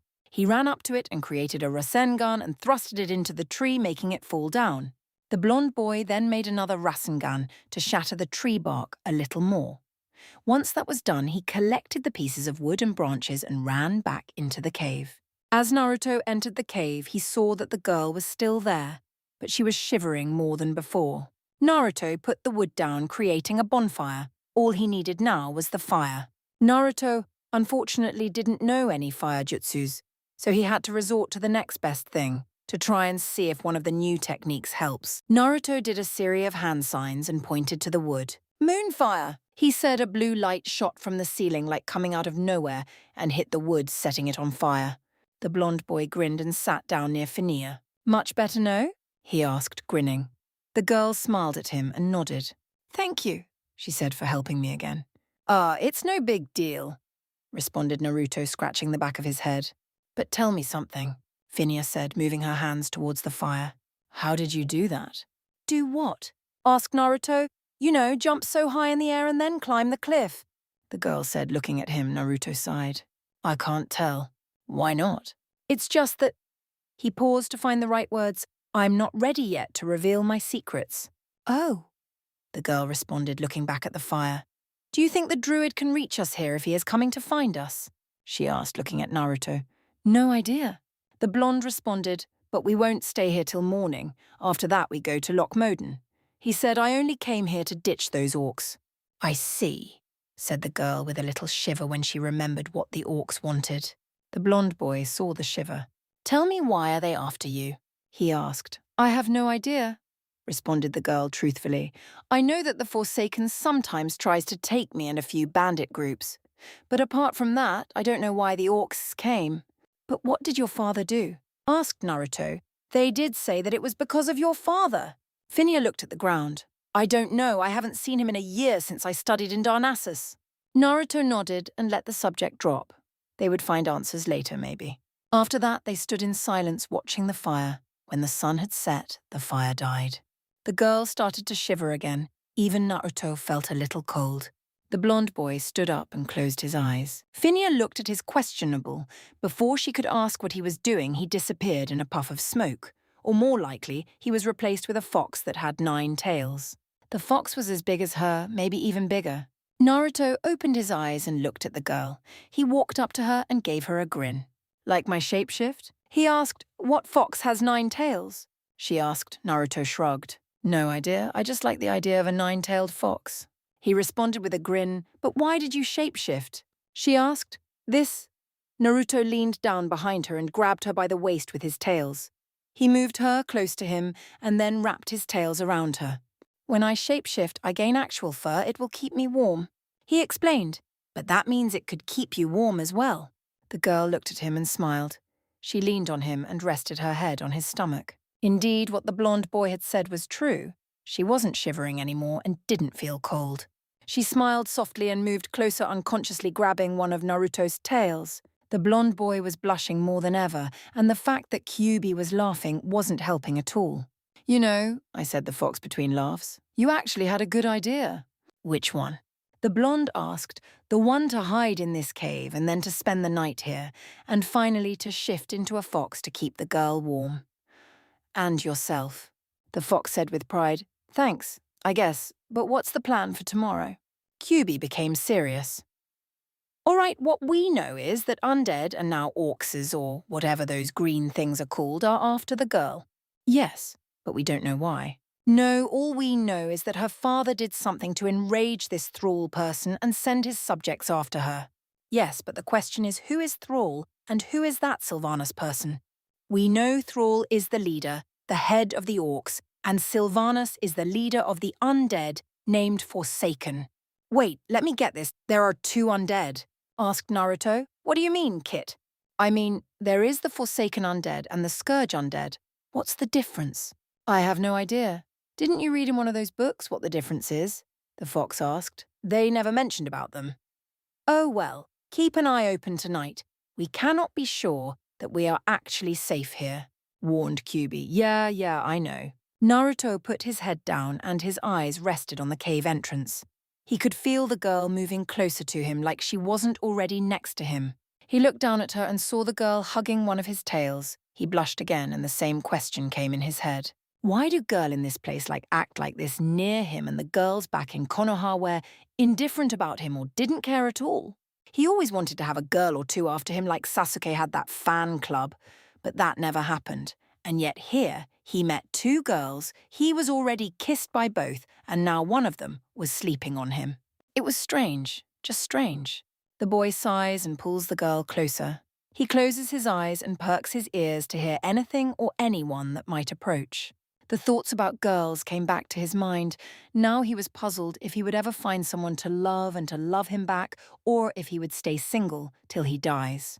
He at first thought he had a chance with Sakura, but the way she acted and how she was always only thinking about Sasuke made him wonder if he ever had a chance. Still, he was wondering if she changed over the years. Naruto sighed once again. I am really destined to be alone, he asked himself before falling asleep. Little did he know that Phinia didn't fall asleep yet.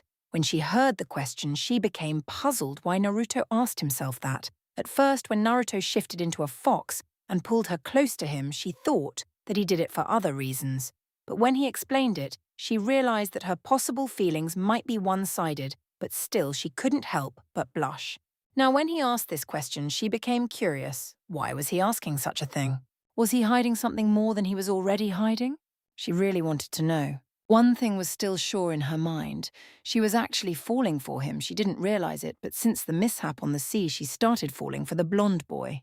He was different than all the others, very different. She could feel that she would be happy to be with him. She knew that. All she needed to know was if he would ever fall for her. She now knew what she wanted. The throne could wait, her father could wait, and all she wanted now was a place in the heart of the boy who stole her. Phinia hugged the tail more and placed a wish, hoping someday it will come true. She had no doubts. It had to come true one day. Chapter 7. 2 Travelers. During the night, the 2 temporary inhabitants of the cave slept without any interruption. The only one keeping guard was Kyubi, after the blonde boy had fallen asleep. The fox used that opportunity to learn more about the blonde, but he didn't find much apart from what he had seen in his memories. So he dropped his search and stayed vigilant. The first person to wake up in the morning was Phinia. The blonde boy had fallen asleep late last night, so it was obvious that he would be sleeping more. The girl woke up feeling her head on a soft fur and something soft and warm wrapped around her. For a second she thought she was back home, but she remembered that she didn't have anything made out of fur. When Phinia opened her eyes, she saw the fox and remembered the events from yesterday. She shuddered when she remembered that the orcs wanted to kill her for whatever her father might have done. As she shuddered, the tails wrapped more around her, making the girl blush.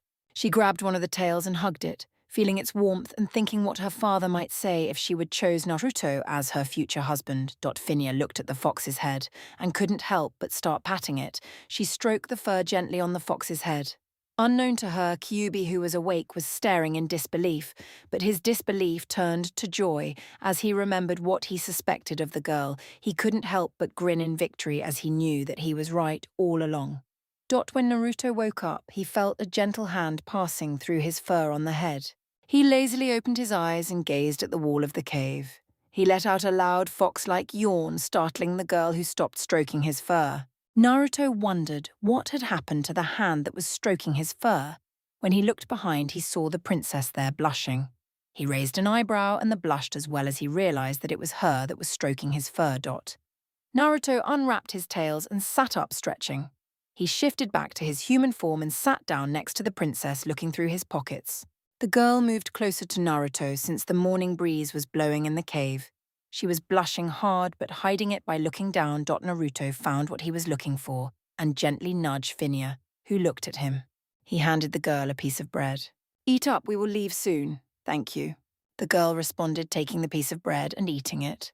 Naruto took out another piece, his last one, and ate it as well. When they were done eating, Naruto took the girl's staff of his back and handed it to her. She placed it on her back and smiled at Naruto.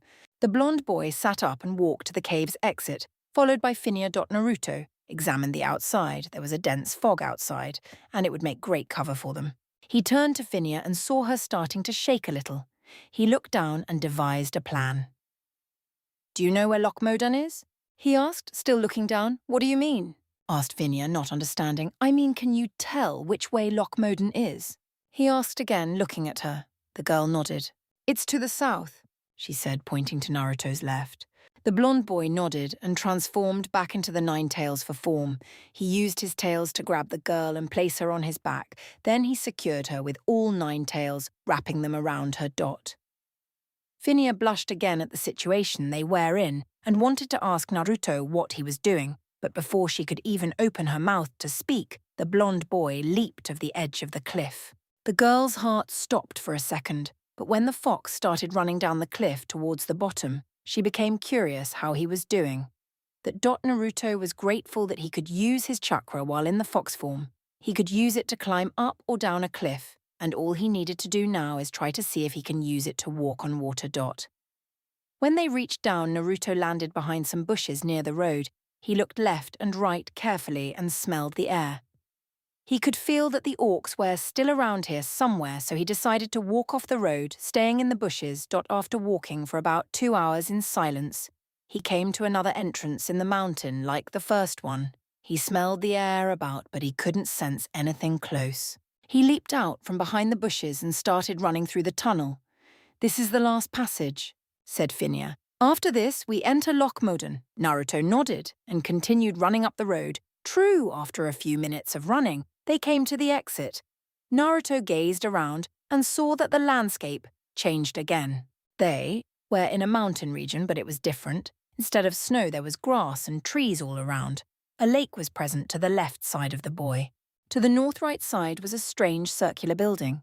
Naruto looked carefully at it. It seemed to be one of the dwarf's watchposts. Naruto leaped off the road and into the woods. He started walking through the woods, following the road that was on his right. He could see patrols of dwarfs with simple shields in their hands, a green hood on their heads, and chainmail armor on chest, legs, and hands. They usually had small axes or swords. Some had guns, as Naruto read from the history books. The girl was a little curious as to why Naruto was walking in the forest and not on the road. She decided to ask. "Naruto?" The blonde boy responded. "Why are we walking through the forest?" She asked. "Not that I have anything against it, but—" "I know what you mean." The blonde responded, "But I have a purpose. One of them is to find food. But we could ask the guards patrolling the road." The princess stated. Naruto nodded. "Yes, we could, but ask yourself how they would react if they see me like this." The girl thought for a second and then realized what Naruto was saying. She was shocked at first when Naruto changed into the massive fox she was currently riding on. But because she knew it was Naruto, she didn't react hostile. Other people might try to attack Naruto, as they see him thinking he was some sort of demon. Seeing as no fox was this big, and it didn't have 9 tails, Naruto unwrapped 6 of his tails, keeping 3 around the princess to make sure she is secured. He looked around and spotted a tree with apples. He leaned down, motioning to Finia to get down. She complied and got of the boy, who stood up again and turned back to his human form. Naruto walked to the apple tree and started running up it. Once he was up, he collected some apples and jumped down. He placed the apples of the ground and bit his thumb.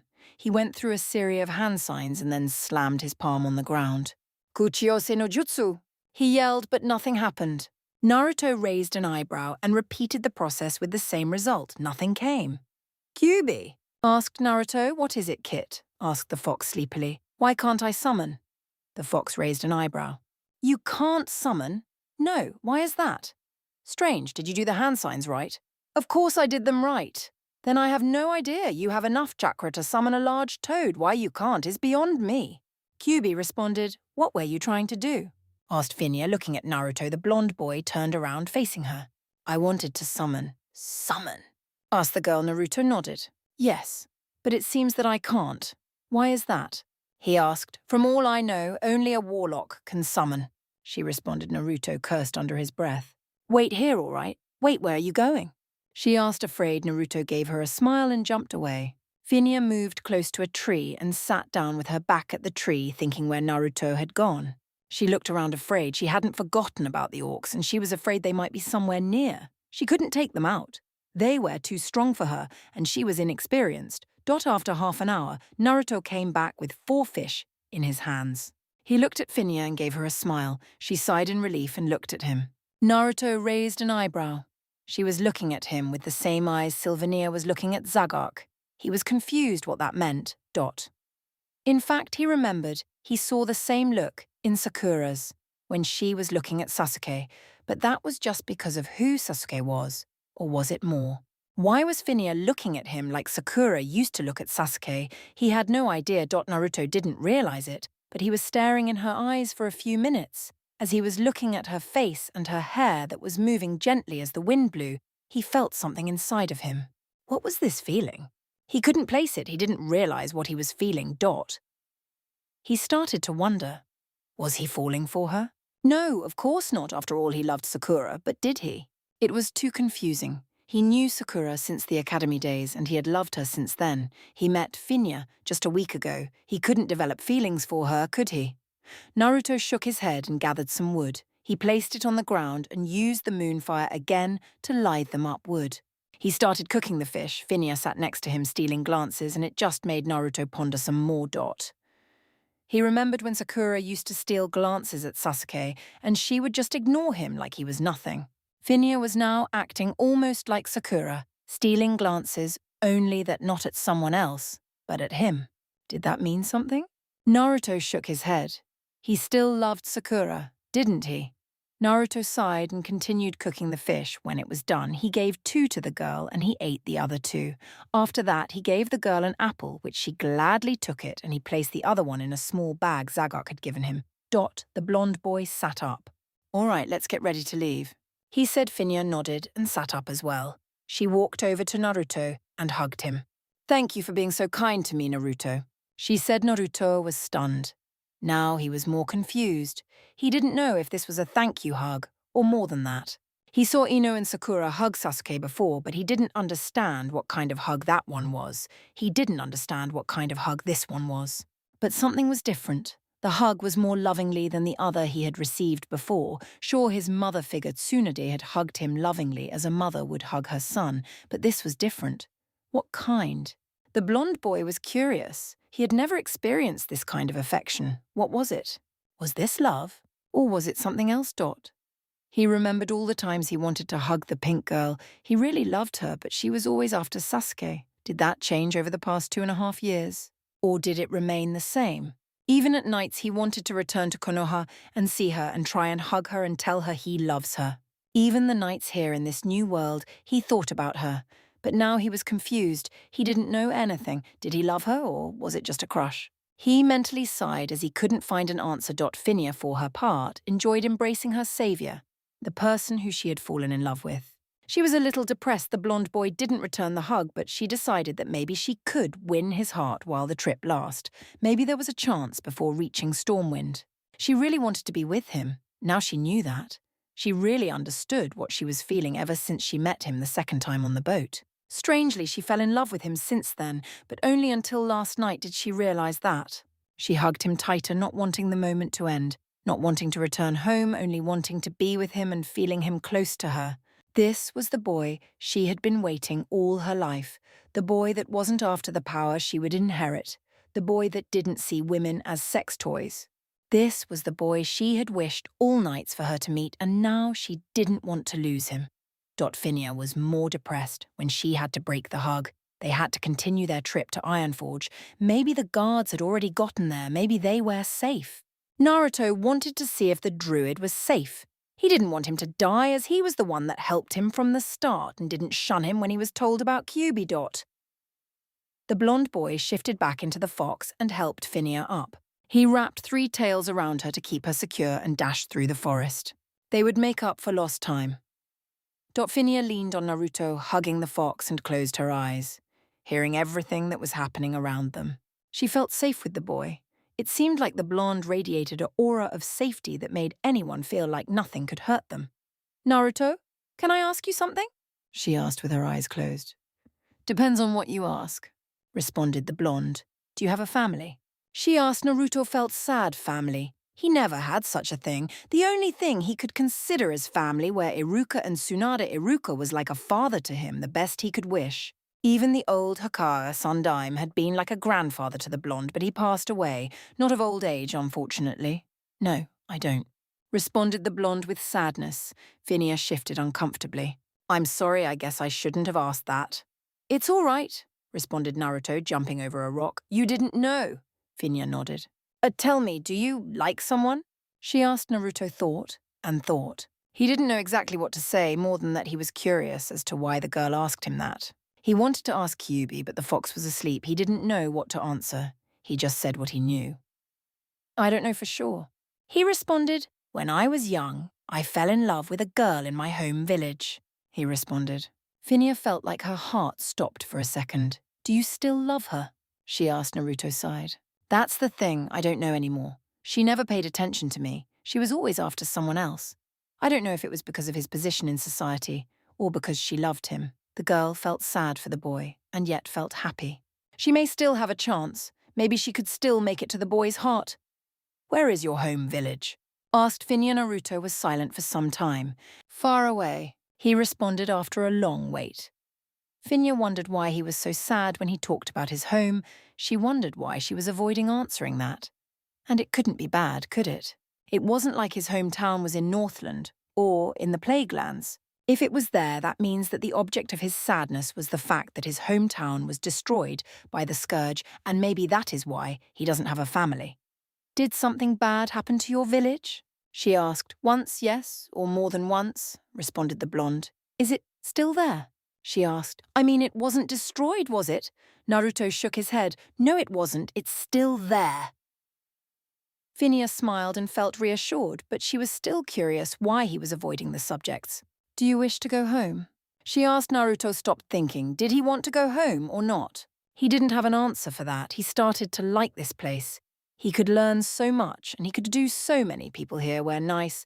Well, not all, but there were those that were really worth the while. I don't know, he responded. I don't know if I want to go back or stay here. Phinia wanted to ask another question, but she dropped it. After running for a few more hours, Naruto finally stopped close to a wall of some sort. He studied the wall and saw that patrols were significantly bigger here. He couldn't go between them. He would be dead. Meat. He considered shifting back to his human form and walking past them. But what would they do if they see the princess? That was the question. He didn't know if they would consider Naruto as someone hostile or not. He decided to risk it. He placed Phinia down and shifted back into his human form. Naruto turned to face Phinia. Come, we will walk till we reach Don Morogue on the other side. Phinia nodded and followed Naruto, walking next to him. They came out from the bushes, and on the road, they turned towards the wall and started walking casually. But Naruto was on alert just in case something bad would happen. As they approached the wall, the guards walked up to them. They were about to ask them what they were doing and what were their business when they spotted Phinia.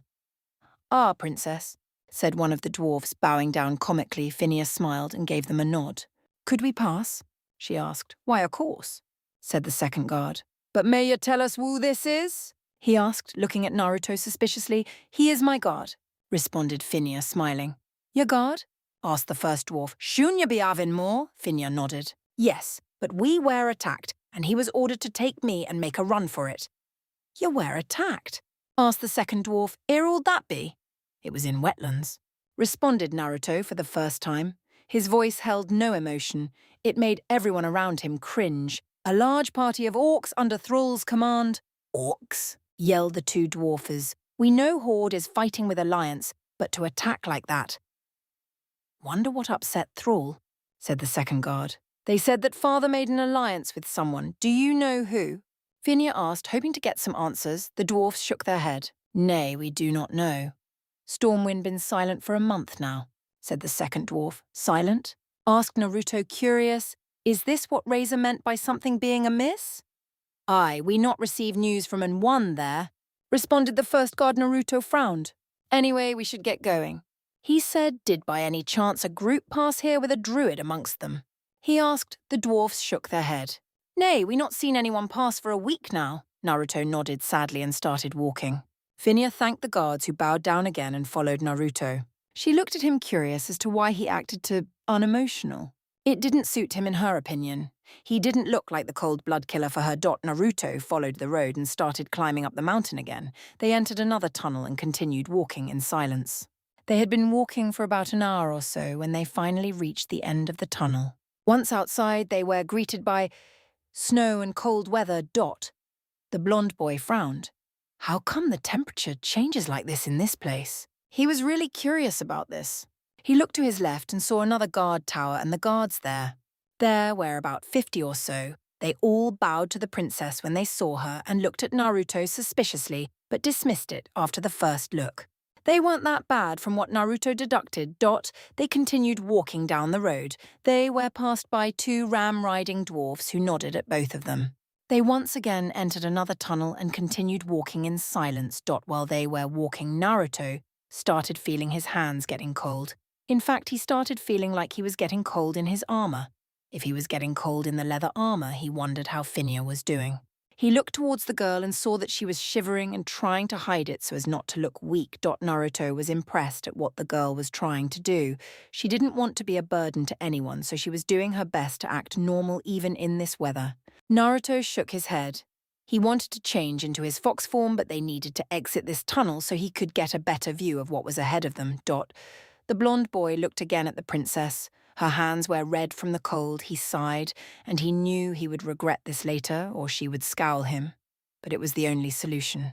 He opened his back and took out a small blanket.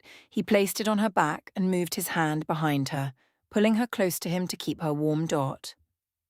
Phinia was startled from what just happened. She looked at the boy with wide eyes. Naruto thought that now she would scold him, but he was wrong. In fact, to his amazement, she leaned her head on his shoulder and closed her eyes. Phinia was just a little shorter than him. The blonde boy was now confused.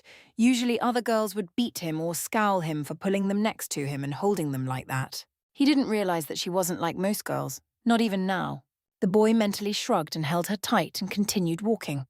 Phinia was happy. Of course she was cold, and the weather in Dunmorog was as cold as the one in Winter Spring, maybe even colder. But now, she was happy of the turn of events. Despite the fact that the blonde boy did what he did just to keep her warm, she was happy to feel him holding her.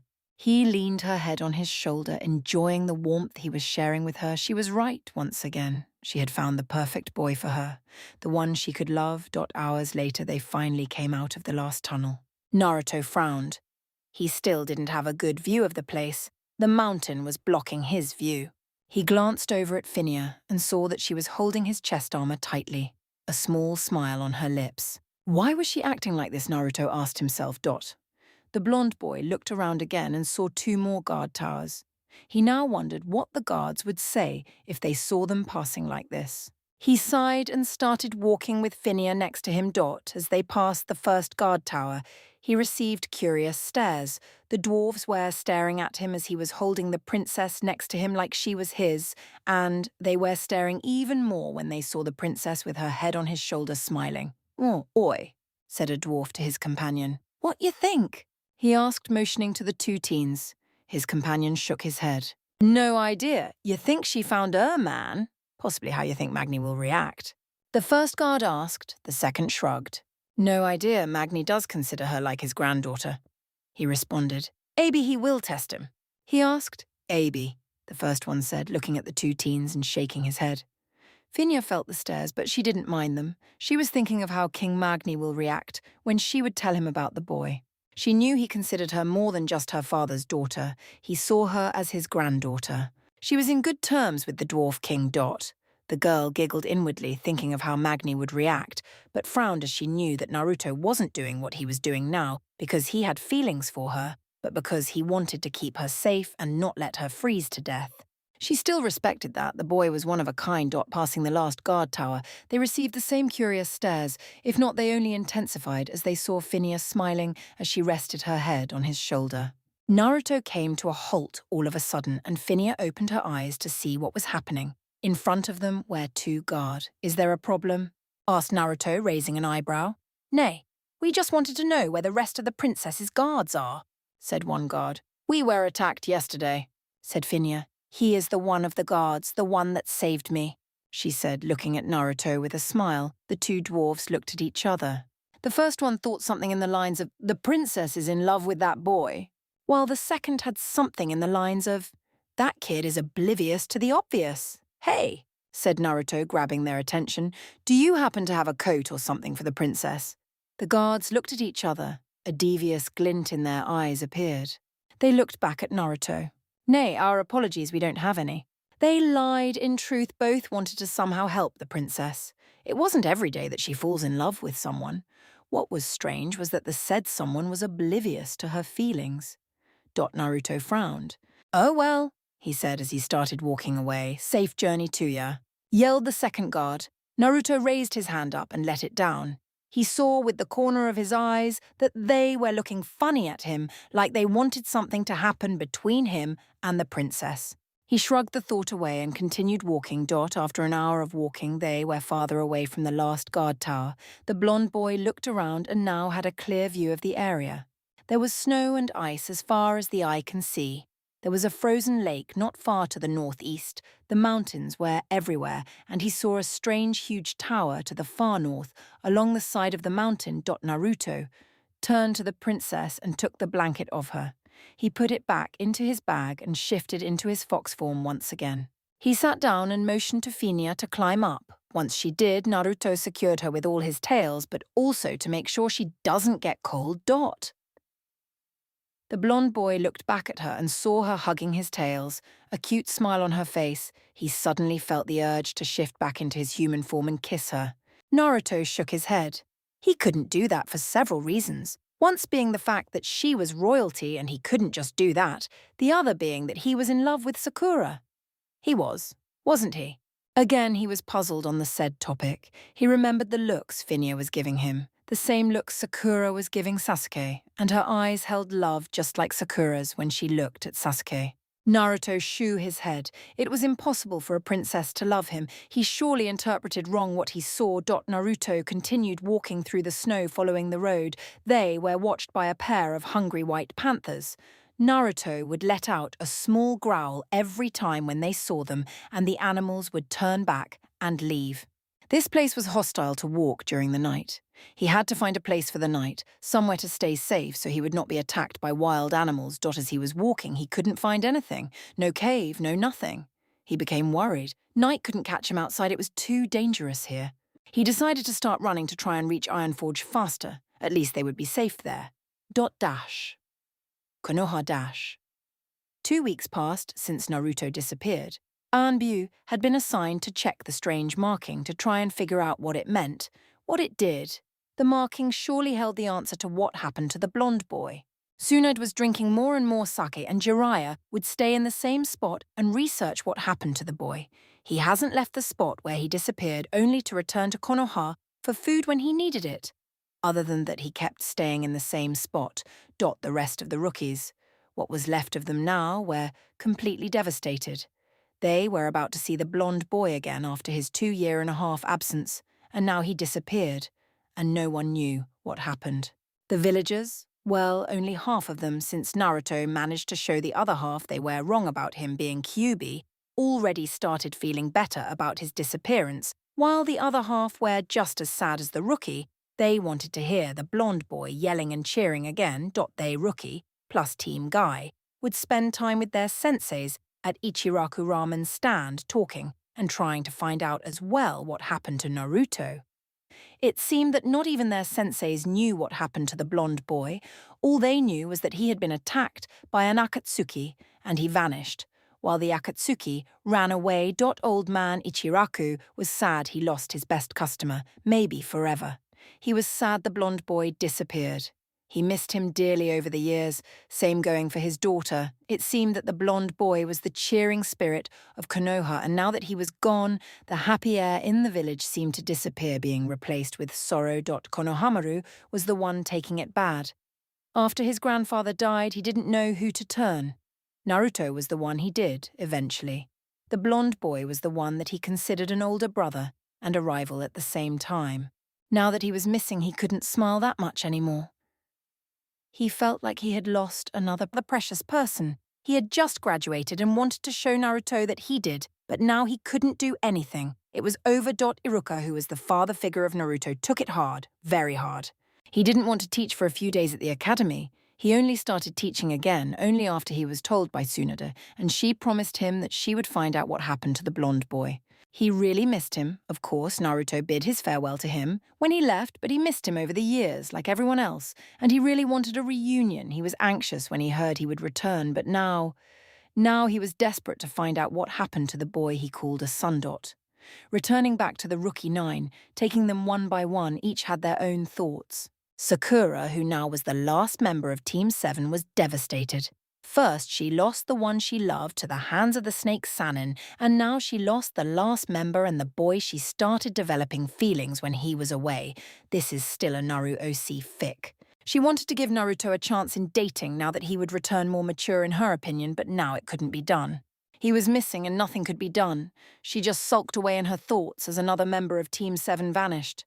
Maybe forever. Kakashi was more than depressed. He was sulking inside, he failed to save Sasuke, and now he failed to keep Naruto. It just seemed like he was losing people more and more, like he was failing in the role of a sensei. He started wondering if he really should have been a sensei after all these years. He wondered what would have happened if someone else had taken Team 7 instead of him. He was furious. He failed everyone. He failed Obito, he failed his sensei, his teammate Rin, and now he failed both Sasuke and Naruto. He wasn't fit for a sensei anymore. Team 8 had their own thoughts. Hinata, who had a crush on the blonde, couldn't take it. She just couldn't take the fact that the blonde disappeared. C wanted to admit her feelings when he would return, but nothing was possible now. It was over. She cried her heart out when she found out that he was missing. There was no one left to give her the same confidence the blonde did. Kiba was there for her, trying to comfort her, but nothing came out of it. Even the dog boy was sad the blonde disappeared. He would have enjoyed a rematch with him and talk about past times. Shino was, well, he didn't show anything on the outside, but on the inside he was really sad. Naruto was strong. He was the link that held people together and made them strong and gave them power just by being there. Now that he was missing, it just wasn't the same. Everyone was crushing inside. Team 8's sensei, Kurenai, didn't know what to say. She was amazed that the boy had managed to scare over Akatsuki and yet disappear without a trace. She started to wonder why he disappeared. After all, he didn't have a reason to leave, did he? In Team 10, Ino was also depressed. The blonde boy was unique, making everyone smile, keeping them united. It seemed that now that he was gone, things were slowly falling apart. She really missed him and his ways. Shikamaru was sad, yes, but he knew Naruto was safe. He knew that he could manage himself. He was only wondering what really happened to the boy. He heard about the strange black markings and smoke. It had to do with his disappearance, but what? Chuji was sad he lost a friend, a good friend, and a ramen-eating companion. Naruto couldn't be replaced at eating ramen. The sensei, Asuma, was angry that this happened. He wondered what his father the third would have said or done if he was still alive. Heck. He wondered how his father would have taken all this. He really wanted to know how the blonde boy was, what happened to him. Team Guy didn't know Naruto too much, but they did know him a little. Lee became attached to the blonde as a friend and liked him when it came to sparring and talking. Naruto would always help him, like the thing he did for him when he opened a dojo. He really wanted to find Naruto, but there was nothing he could do anymore. Neji was infuriated that Naruto, of all people, disappeared like that. He just couldn't run away, he knew that for sure. He knew that blonde boy didn't run away, but that something had happened to him. Tenten was wondering when the blonde boy would return. He was strange, but strange in a good way. She liked him as a friend and wanted to know him better, seeing as he could change people like that.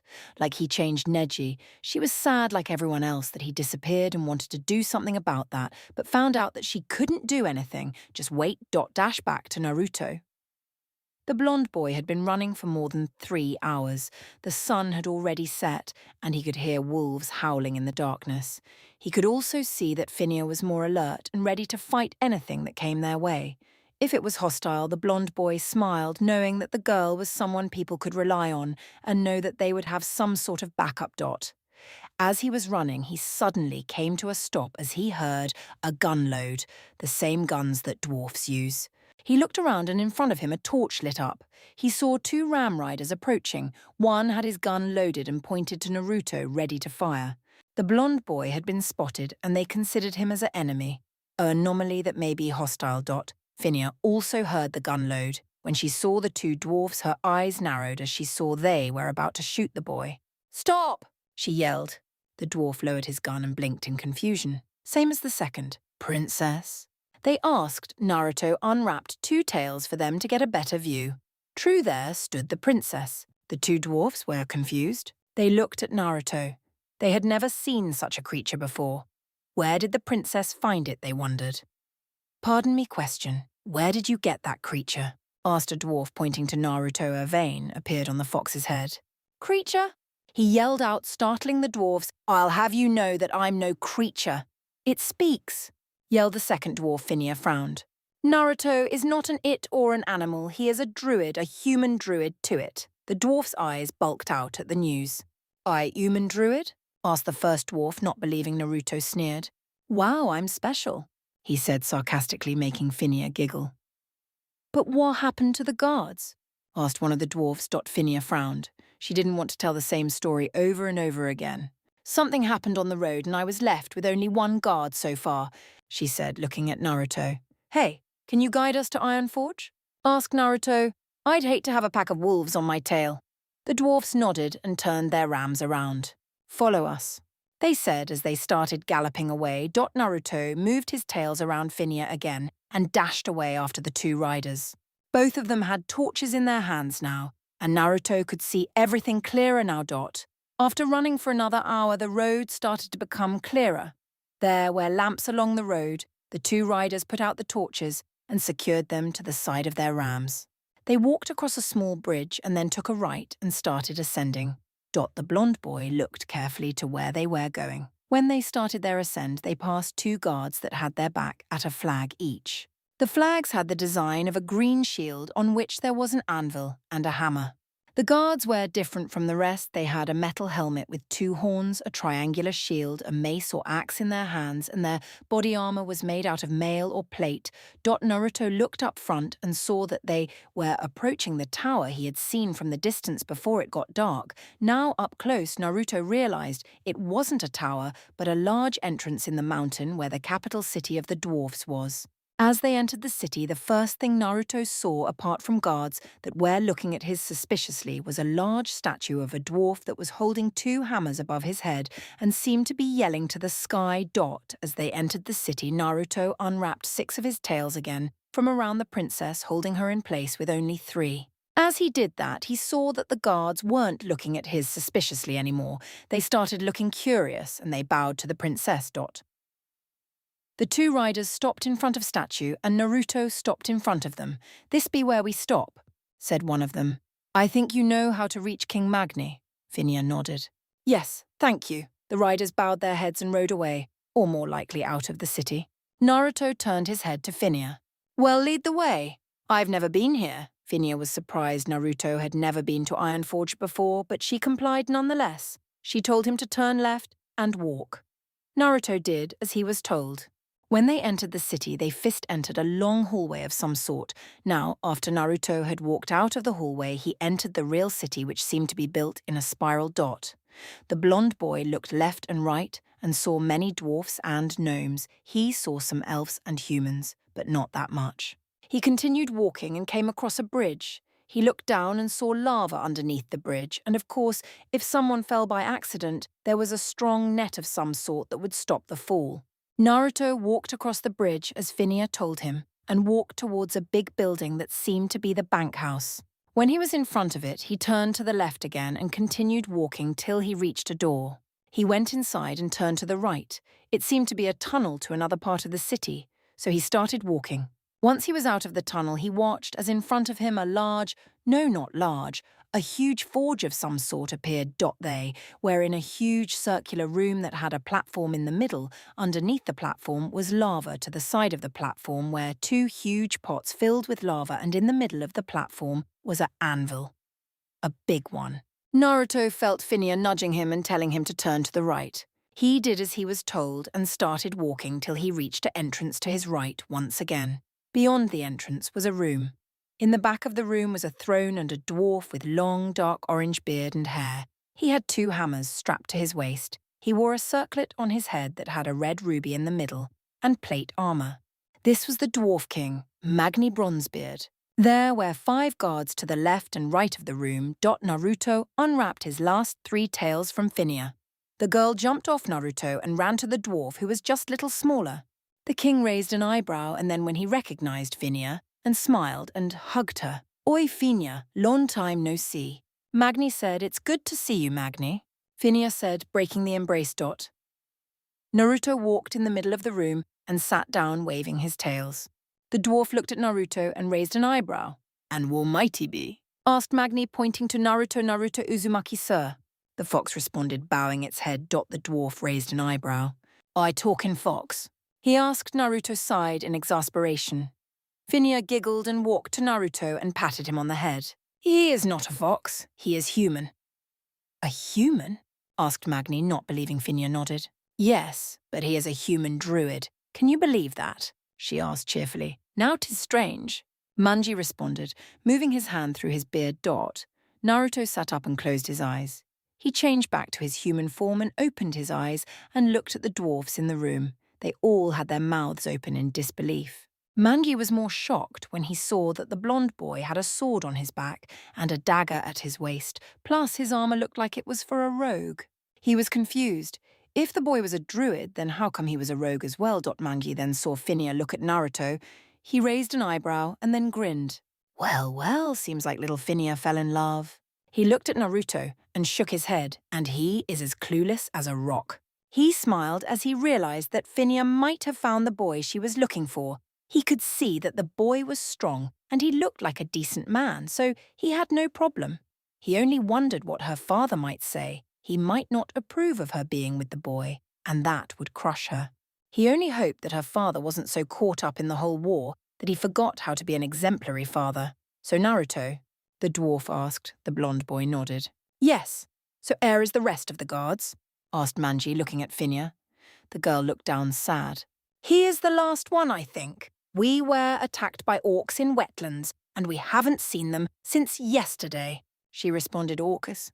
Asked the king, not believing. The guards started mumbling between each other. Were the orcs planning on invading or what? Yes, responded Phineas. Naruto's companion, a night elf, told him to take me and run away. And I ran. We took cover in a cave in Dunalgaz, and in the morning we continued our journey till we reach Ironforge. Naruto responded. The king sat down on the throne and frowned. I will send Party to find the guards. He looked at the two and saw that they were both tired. In the meantime, he said, getting up, follow me. Naruto and Phineas followed the king as he left the throne room. They walked through the city till they reached the residential area. Magni led them to his house. It was big enough to accommodate them all, so tell me how your father is, said Magni to Phineas. We haven't heard from him in a long time. I don't know anything about father. I haven't received a letter from him for 2 months, responded the girl. Do you think something is wrong? Magni shrugged. Nay, idea, we not receive word from Stormwind in days. Something might be up, said Naruto, thinking. Razor was defiantly right. There has to be something wrong. Maybe. Or 'tis maybe because Aiden want to talk, said Magni with a shrug. As they reached his house, he walked inside, followed by the two. He led them through a lot of hallways and rooms till they finally reached the dormitory. This is yours, said the king, opening a door for Phineas. The room was big, fit for a king. Magni always kept the room clean. It was the same room where Phineas slept when she was little and came to visit Ironforge and him. And 'tis is yours, said Magni, opening a door next to Phineas' room. It wasn't as big as the first, but it was bigger than the room Naruto used to sleep when he was in Konoha, and the bed was bigger. Seems appropriate since you are a guard. If she has problems, you are close to her. Naruto bowed. Thank you, he said. Magni nodded. You two sleep now. You might have a lot in the morning. And with that he left. Well, I'll go and get some rest, said Naruto. He turned around and saw Phineas looking at him again with the same look as Sylvania was giving Zagak. He stood there watching her. Phineas smiled at Naruto. Okay, sleep well, Naruto, she said, giving him a wink and walking in her room, closing the door. Naruto blinked. He felt his cheeks go red. Why did she blink at him, he wondered. He started feeling his heart beat faster, like when he first saw Sakura, like when he always saw her. But he couldn't be in love with Phineas, could he? He was in love with Sakura after all. The blonde boy shook his head and went into his room and closed the door. He put his sword on the table and the dagger next to it. He didn't bother undressing. He jumped onto the bed and closed his eyes, trying to figure out what was he feeling. Why was he feeling so strange? Phineas fell asleep with a smile on her face. Despite all they had passed through, she felt happy and secure near the blonde. She loved him. There was no doubt about that. She only hoped that the blonde boy would love her back soon. That night she dreamed about him. Her smile was ever present of her face during the night. Chapter 8. The Crusade. The next day came fast. Naruto woke up from his slumber even though he didn't want to. As Naruto got off the bed, he walked to the table on which he set his weapons and strapped the dagger back to his waist and placed the sword on his back. The blonde boy walked to the door and opened it. He stepped out of the room and closed the door behind him. He glanced in the mirror that was near his door and moved the mask back on his face. He gave himself a nod and started walking down the hallway. He didn't check to see if Phinia was awake or anything like that. They were somewhere safe. He knew that nothing bad could happen here, or at least he hoped. As Naruto was walking down the house's hallway, he suddenly came to the kitchen. Curious as to who could be inside, he opened the door and walked inside. The kitchen was rather big. There was everything that a kitchen needs. The blonde boy saw some male and female dwarfs cooking. "Hey, boy," said a dwarf. The blonde boy turned to look at him. "Yes." "If you want to eat something, wait in the dining room," he said, pointing to a door to the blonde's right. Naruto shrugged and walked towards the door. A quick snack couldn't hurt. The blonde boy opened the door and walked into the dining room. This room was bigger than the kitchen, and there was a table in the middle of the room that could accommodate more than 50 people. There were statues around the wall and a large number of paintings about everything, things like animals, mythical creatures and nature and so on. As the blonde boy looked at the table, he saw Phinia at one end, eating some eggs and drinking tea. The blonde boy walked to the table and took a seat next to Phinia. The girl was at the end of the table, so Naruto was seated to her left. The girl smiled and greeted him. "Good morning, Naruto," she said happily. Responded the blonde, looking at a painting that got his attention. The girl looked at Naruto and traced his eyes sigh. Her eyes rested on the painting at which the blonde was looking. She gave a sad smile and turned back to her eggs. A few minutes later, a dwarf came in with bread, eggs, saucers, a bowl with ramen, due to the fact that Phinia had told them what the boy enjoys to eat. Naruto thanked the dwarf and started eating from the bowl of ramen. He looked at another painting and it got his attention more. The painting showed a red dragon curled up in the middle of a field. His eyes were resting on a human with black armor and grey hair who wielded a strange sword that had strange markings on the blade. The blade had a hilt with the head of a skeleton of some sort. The painting showed the blade radiating a strange light blue color, almost icy. Naruto looked carefully at the painting. Even Kyuubi started inspecting it. Then something clicked in the boy's head. He had seen that man before. But where? He wondered. He glanced back at the previous painting that resembled a huge city surrounded by white walls. On the road towards the city was the same black, armored man from the painting with the dragon. He had the same sword strapped to his back. But the only difference from the other one was that he was accompanied by 5 cloaked men and the men were all on black horses. "Tell me," said Naruto, gaining Phinia's attention, "what city is that?" The blonde asked, pointing to the first painting. Phinia looked sad at the painting. "That is the old human capital, Lordaeron, now the undead capital city." Naruto nodded. "And that black man?" The blonde asked, "The one with the light blue glowing sword?" "That was Prince Arthas. He betrayed us and became an undead, now a lich." Phinia responded, looking at her food. The blonde boy nodded and continued eating while looking at the painting with the dragon. He didn't know why, but that dragon's eyes just seemed to call him to tell him to find the said dragon. The two ate their meal in silence. Naruto didn't bother asking any more questions as he didn't want to make the girls sadder. It seemed that each painting was a memory about Azeroth's past. Once they were done with their food, the blonde boy stood up and thanked for the meal. Phinia also stood up and thanked the dwarves and left the room following Naruto. The blonde boy was walking through the house with no aim. His mind was empty and he didn't want to think about anything. Without even knowing he somehow entered the living room, the blonde boy walked to a chair and sat down looking at the floor. Phinia took a seat in front of Naruto and looked at him. The blonde boy looked troubled. No, he looked empty, like there was something missing or like he didn't know what to do anymore. The blonde boy let out a sigh. "You all right?" asked Phinia. Naruto raised his head and saw the girl in front of him. He wondered how come he didn't sense her, or better yet, when did he enter the living room and sat down? "Yeah, just thinking," said Naruto. Phinia nodded and leaned in the chair. "So, she said, uncertain, looking around. "You want to talk about something?" she asked hopefully. The blonde boy shrugged. "Sure, I guess." Well, I told you about me, but I don't know much about you," the girl said, looking at the blonde. Naruto leaned in his chair and looked at the ceiling.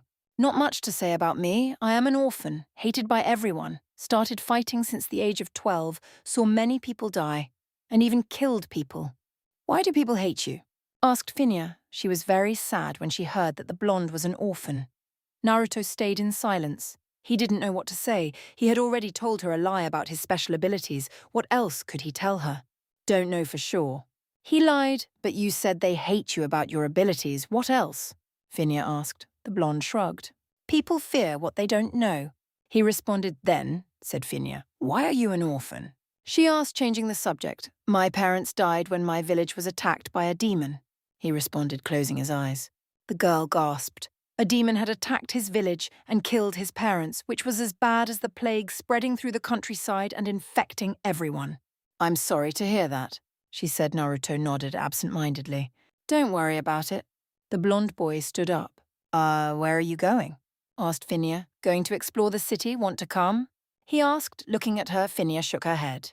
Sorry, but Magni wants to talk to me, she said sadly. Naruto nodded. Well, I will see you a little later, all right? He asked, smiling. Finia gave him her own smile and nodded. She walked up to the blonde and removed his mask. She kissed his cheek and winked at him. She walked out the room, leaving the blonde alone in the living room, blushing madly. Naruto put his mask back on his face and walked out the door. His mind drifted to surprisingly Finia. He started playing back in his mind everything about her and how she acted when they were alone. Somehow her acting reminded him about something. It told him about something. The blonde boy raised his head and saw that he was outside the house. He shook his head, thinking that he should look where he is walking so he won't fall into something that would turn too troublesome. He shook his head as he realized that he just said something that Shikamaru would say and started walking through the capital of the dwarfs. His mind raced back to the girl once again, the way she looked at him, the way she acted, everything. As Naruto was walking, he suddenly came to a halt. He had just realized why the girl was acting like that. He slapped his forehead. He was an idiot for not realizing it before. The way she looked, her eyes held only love, pure love, and nothing more. The way she acted, her body movements clearly indicated that she loved him, the fact that she kissed him and tried on other occasions to kiss him. Yep, he was an idiot for not realizing it sooner. The blonde boy sighed once again as he just realized that the love she carries for him might never turn mutual. He loved Sakura, or at least he still thought, but one thing was sure, she would have to learn about his real identity, who he really is, and that would mean telling her about Kyuubi. He knew that she would reject him after that and be afraid of him. He felt his heart stop when he realized that maybe Sakura would also reject him because of Kyuubi. He now accepted the fact that the girl loved him, but he knew that she wouldn't love him anymore when she hears about the fox. In the meantime, Kyuubi was banging his head to the bars of the cage because of the boy. He had just heard what he thought. He was proud when his jailer realized the girl's love for him, but then he started getting angrier and angrier at what the blonde thought. He was still dumb. He didn't realize yet what kind of love the girl held for him. The blonde was hopeless, positively hopeless. But Kyuubi would fix everything. This time, he would do something good for the kid, seeing as in the past, he didn't quite do much good. Naruto continued his walk through Ironforge, looking through shops and bars. There wasn't much to see. This place was interesting in a way, but at the same time, it was a little boring. As Naruto reached the center of the city, he walked on the platform where the big anvil was. There were dwarfs working on the platform, crafting armors and weapons. The blonde boy looked to see what they did. He was quite fascinated. Hey, Naruto, he suddenly heard. The blonde boy turned around and to his surprise he saw the druid standing there smiling. Zagark? Asked Naruto, uncertain. The druid looked at himself and then back at the blonde. Yep, it's me, he said, grinning. The blonde boy yelled in happiness and ran towards the druid. He grabbed the elf in a tight hug and started asking numerous questions as to what happened, where had he been, and things like that. The druid knew why the boy acted like this. Naruto had told him about his life in Konoha, and he knew the blonde was scared to lose someone. He laughed reassuringly to the boy and pulled him off slowly. Zagark kneed to the blonde's level and looked at him in the eyes. Could you slow down a little? He asked, grinning. You are asking too many questions, he said. Naruto nodded happily. So, he said, where have you been? He asked, Wetlands, Loch Moden, and now Ironforge. The druid responded, Okay, said Naruto with a sweat drop. Then what happened? Well, after you left with the princess, we continued fighting. Their numbers decreased as most of them started chasing you. Responded the druid. We fought as much as we could, and then defeated them half an hour after you left or so. But if you defeated them so fast, why didn't you come with the guards to look for us? Asked the blonde. Well, after we defeated our enemies, we hid to nurse our wounds. We also lost a great deal of guards. We are only 10 now, if you count their captain as well, responded the druid. But how long did you stay to nurse your wounds? Asked the blonde. Not that I'm implying that you... Easy there, said Zagak, stopping Naruto. You are not implying anything. You were worried and you were tasked to guard the princess on your own. It's only natural you ask stuff like this, said the druid. Naruto nodded and relaxed. The druid smiled and continued. Now, as I was saying, we stopped to nurse our wounds. We stayed hidden one night and half of the next say so the orc army would lose our trail. Did they return for you? Asked Naruto, worried. Yes, they did, responded Zagak. But, like I said, we stayed hidden and they didn't find us. They retreat back to Hillsbrad. Oh, okay, said Naruto. When did you get here? He then asked, well, we started our trip to Ironforge when we were sure the enemy was gone. We started running to be more exact, but that didn't prove to be such a good idea, seeing as we were still too tired to run all of a sudden. Responded the druid. And you stopped and made camp again? The blonde asked. No, came the response. We didn't, we just slowed our pace. Why is that? Asked Naruto. Well, one thing. I didn't want to leave you alone with such a task. Not that I don't think you aren't capable of finishing the task. It's more like I don't want you to get lost, because you don't know this realm. Explained the druid. True, said Naruto. But then again, Kyuubi could have helped me if I got lost. And besides, Phineas guided me. Well, that solves my problem, said the druid with a smile. Now, the second thing was that the captain of the guards wanted to catch up with you. Why is that? Asked Naruto, raising an eyebrow. Zagak frowned. He thought that you will take advantage of her since you are her only guard. What? Yelled the blonde, outraged. I would never do such a thing, he said, turning red of anger. Yes, I know, responded the druid, raising and dropping his hands to calm the blonde boy down. But he is the one responsible for her safety. If she dies, he is executed or something like that. Oh, said Naruto, scratching the back of his head sheepishly. Sorry, I didn't know. He said, It's all right, responded the druid with a smile. Tell me, do you still have those stones I gave you? He asked. Naruto nodded and put his hand in one of his pockets. He took out 2 stones and showed them to Zagak. The druid nodded. Hold on to them. Okay, said the blonde, pocketing the stones. He looked up and saw that the druid was walking away. Hey, where are you going? He asked. The druid stopped and titled his head towards Naruto. If you follow, you will see, he said, smiling. The druid started walking away once again. The blonde boy follows. He knew the druid wasn't a bad person that would stab you in the back like other. So Naruto followed the druid as he was walking towards the anvil in the middle of the platform. The druid stopped in front of the anvil. There was a dwarf there sitting with his back leaned to the anvil. The dwarf sat up and waved at Zagak. The blonde boy studied the dwarf. He looked strange, or at least his armor. The dwarf had a red helmet with 4 eye slots that were glowing yellow. It had 2 horns that ran along his neck. His shoulder pads resembled the face of a demon or something like that, whose mouth was open and a powerful red light was coming out. It looked like fire. The shoulder pads also had a horn in the middle. It was short and it also had 2 more horns near the end that was at the neck. They were going along the shoulder towards the head's mouth. The entire armor was red, a dark red color, and his gloves were black and metallic. He had a strange design on the armor. The dwarf had a long sword strapped to his waist. Its hilt had the design of a dragon. On his back was a shield that had in the middle a demon's head, whose mouth was open and was glowing red. His eyes were glowing bloody red and had 2 horns that pointed downwards. One, Oi Zagak, said the dwarf, Von. Acknowledged, Zagak. What brings you to Ironforge? He asked. The blonde boy saw that on the dwarf's chest was a tabard. It was white and had silver lines on it that resembled a tree. First of all, I'm here for the money, the favour, and my request. The druid responded. The dwarf, Von, scowled. And I thought you would forget. He sighed and took out a small bag and handed it to Zagak.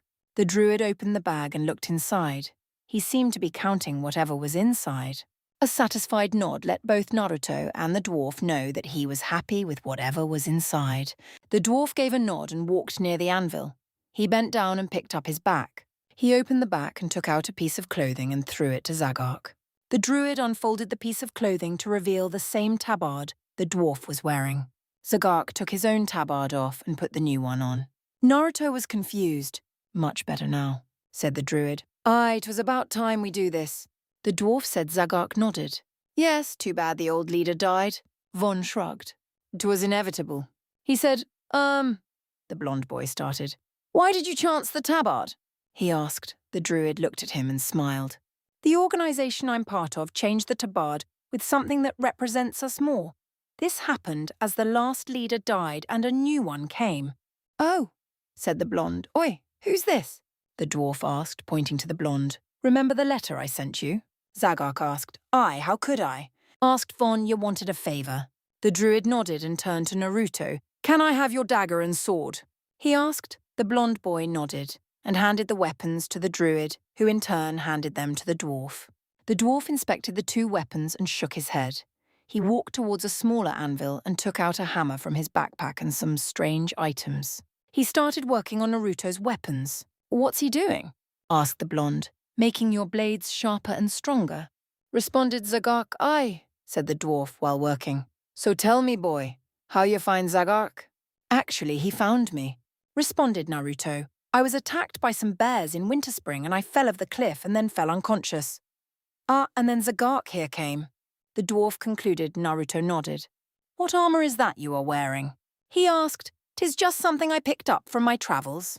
He responded. More likely in your travels with me and the organization. The druid said. Aye, don't say more. Von responded. Also, I hope you remember what we need to do, warned the druid. The dwarf stopped working on the weapons and looked at the druid. I have not forgotten, but something like that. We have to, the druid said serious. But 'tis just too much past and future, the dwarf said angrily. 'Tis suicide. It is something we must do, the druid said glaring. We can't push back now because the Alliance won't do anything. Everything is on the hands of the organization. The dwarf sighed and turned back to his work. Naruto was wondering about what they were talking and what was going to happen that the dwarf was so outraged about. Naruto looked around to see what else was going on. It seemed that more and more people were appearing. He looked at the dwarf and saw him concentrated on his weapons. He looked at Zagark and saw that the druid was looking upwards at the city's ceiling. The city was in a mountain after all. After a few minutes, the dwarf finished his work on the weapons and handed them to the blonde boy. Naruto got up on his feet and swung the sword and felt that it was lighter and easier to maneuver. He tested the dagger as well and got the same result. He nodded at the dwarf and thanked him. Zagark stood up and patted the dwarf on the shoulder. So you want to go and eat something? He asked. The dwarf shrugged at first but then nodded. Zagark asked Naruto if he wants to join. Not having anything else to do, the blonde boy also nodded and followed Zagark and Von. They walked off the platform and into a restaurant that was close by. The group found a table near the corner of the restaurant and sat there. They placed their orders and waited. Or at least the blonde boy waited and listened to what his companion and the dwarf were talking. Have you heard about Stormwind? Asked Von. No. Is there something bad happening there? He asked. The dwarf nodded. Yes, I heard about your mission, Von said. And what about it? Asked the druid. Abandon it. Don't go to Stormwind. The dwarf warned. Zagark raised an eyebrow. Why is that? He asked. Von brought his hands to his head and grabbed his helmet. He lifted it up and placed it on the table. Naruto saw that the dwarf was old, or at least he thought. He had a red beard and red hair. His eyes were black and commanding. You remember the Scarlet Crusade? He asked. Zagark sneered. How could I? He asked angrily. Well, they are in Stormwind, the dwarf said. The druid raised an eyebrow and looked worried. Did they assault the capital? Nay, responded Von, shaking his head. 'Tis something else. He said, but what wrong is happening there?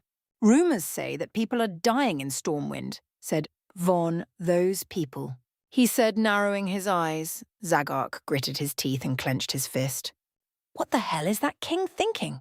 He roared, outraged. Keep your calm, Zagark. Von said, calm? He asked, what about Demile? He asked angrily, so you remember that he is still there? He asked, and Trinia? Aye, I know. Vaughn responded, nodding, but 'tis nothing we can do. Zagok put his head in his hands to try and calm down. Naruto looked at the two, not understanding. He was wondering who the Scarlet Crusade was. Zagok looked at Naruto with the corner of his eyes. You must be wondering who they are, the druid said. Naruto nodded. Yeah. The dwarf looked at the blonde and then at Zagok. He doesn't know who the Scarlet Crusade is? He asked, amazed. Zagok shook his head and sighed. Listen carefully, Naruto. He said, the Scarlet Crusade is a group of crazed human zealots that battles fervently and vainly against the scourge in the Plague Lands. If you are wondering, the Plague Lands are the zones that had been completely infested by the undead. There is nothing living there, only rotten bones and walking dead, Vaughn added, taking a sip from his beer. Zagok nodded and continued his story. In the Western Plague Lands, the Scarlet Crusade strikes against the scourge from Hearthglen. Many Knights of the Silver Hand remained on Lordaeron for several reasons, ranging from missing the fleeing boats to a sense of duty to clear their homeland of the undead. With the destruction of Lordaeron in front of them and the knowledge that Arthas had betrayed them, some knights actually went mad. Wait, said Naruto. Arthas? He asked. That is what I said. Zagok responded, nodding. So he is the prince that turned to a lich? He asked. Aye, 'tis him, bastard, grumbled the dwarf. Zagok nodded. Yes, but as I was saying, they hunt the undead in Lordaeron with a zealousness that frightens many. Innocent mortals have been killed through misunderstandings or simply just making sure these paladins have a frightening policy.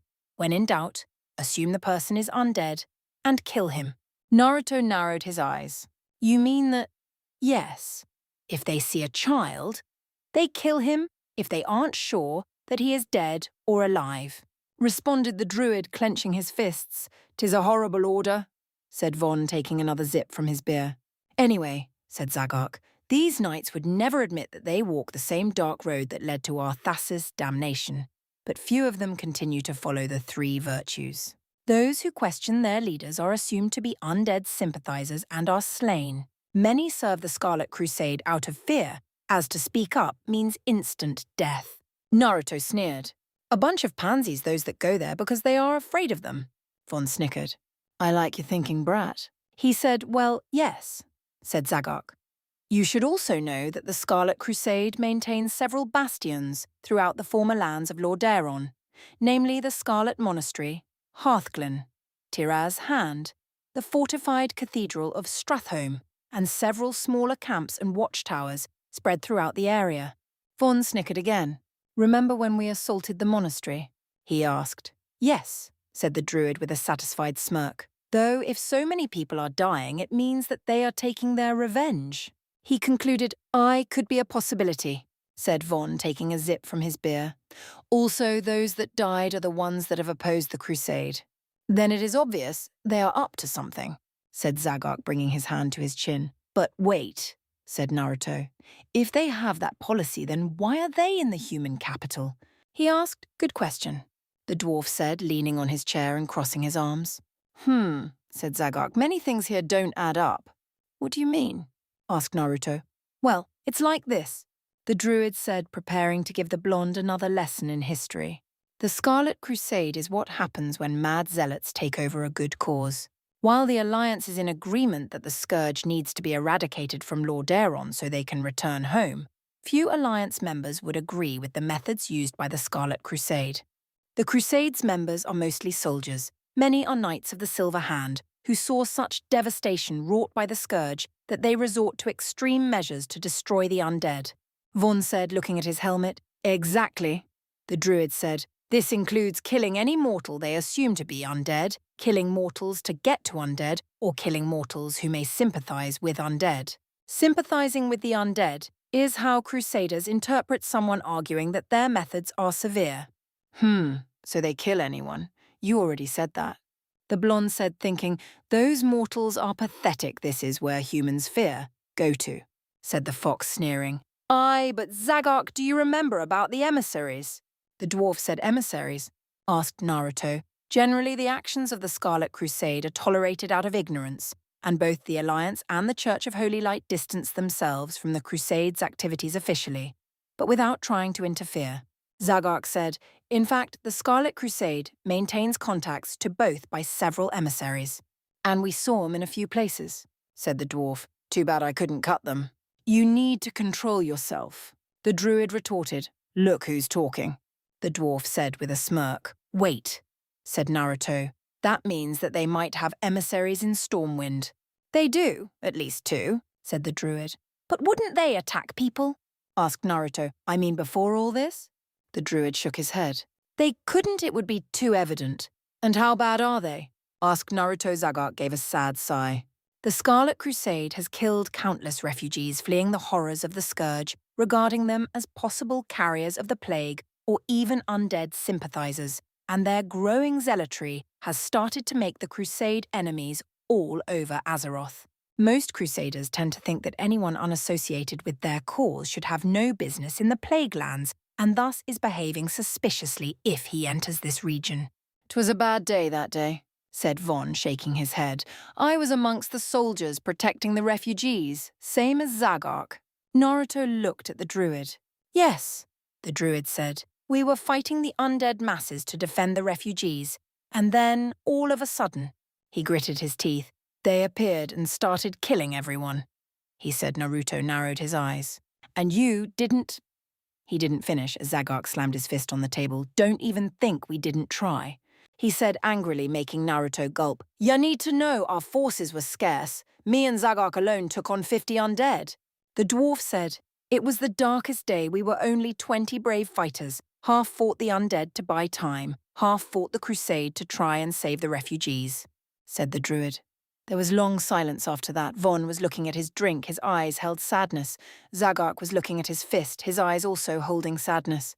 Naruto was wondering what had happened in that fight. Zagark suddenly opened his mouth. 20 fought, he said. 6 survived, said the dwarf. 2 died later because of the grave wounds, the druid said again. Only 4 survived that day. Von said, and more than 100 refugees were massacred by the crusade. The druid finished. Naruto lowered his head. Sorry, he said, I didn't know. Zagark nodded. It's all right. You know, said the dwarf. Did you hear the other rumour? He asked. Zagark raised his head to look at the dwarf. What rumour? He asked. There are those that claim that the Scarlet Crusade now has a more sinister purpose, that it is being used for darker reasons than the honourable. The dwarf sneered and corrected himself. Misguided cause of clearing the Plague Lands from the taint of the Scourge. The druid stayed silent to absorb the information. He then narrowed his eyes. This may be correct, he said. There are rumours that say that Grand Crusader Sidon Dathrahan is actually a dreadlord possessing his body. How do you know that? Asked the dwarf. The Argent of Dawn talks about it. Responded Zagark. Who is the Argent of Dawn? Asked Naruto.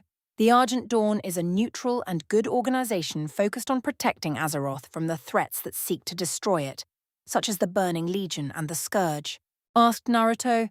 The Argent Dawn is a neutral and good organisation focused on protecting Azeroth from the threats that seek to destroy it, such as the Burning Legion and the Scourge. Asked Naruto. Zagark shook his head. The Argent Dawn exists to oppose evil groups and races such as the Scourge and the Burning Legion. The Argent Dawn is a recently formed organisation, or at least they didn't make it obvious to the public until a few years ago.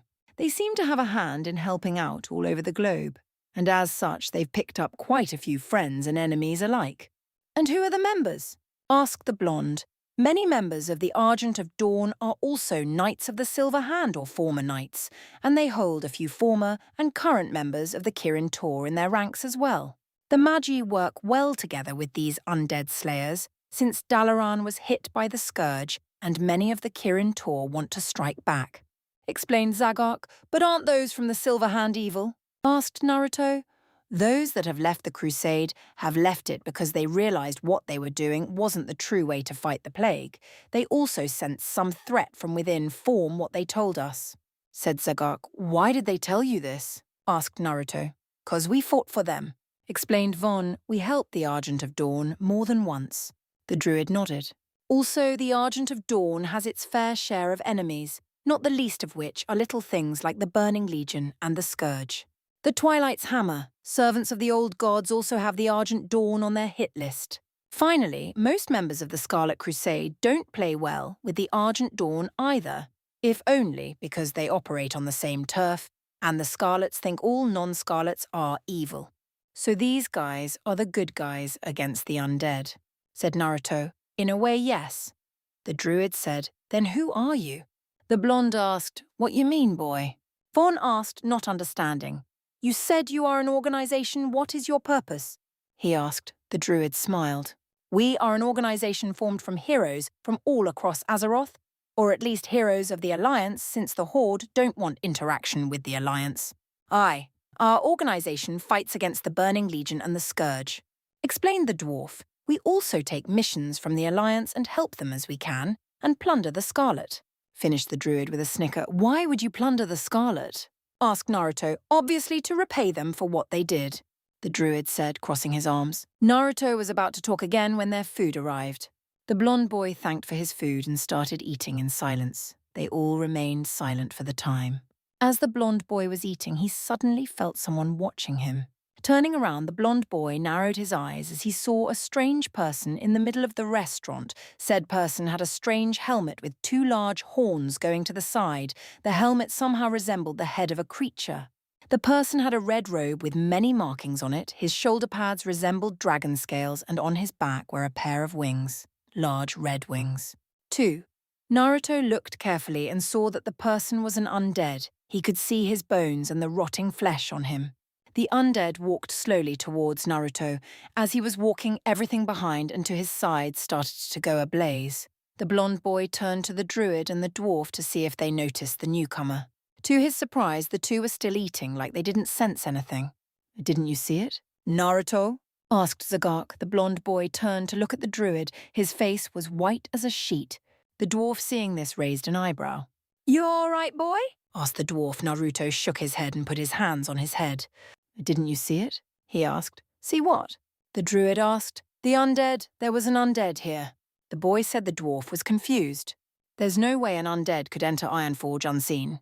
That is true, said Zagak, nodding. Maybe you are stressed. Naruto nodded and calmed down. He picked up his spoon and started eating again, trying to forget what he had seen.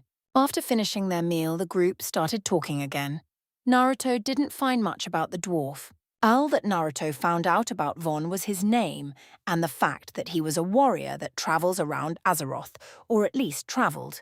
Ever since the Dark Portal opened in the Badlands, he had entered Outland and started helping the Alliance in fighting the Burning Legion. He found out that the dwarf was a good friend of the druids, that they had done a lot of quests for the Alliance in the past together and fought side by side a long time. Other than that, he didn't find out much. One thing was sure.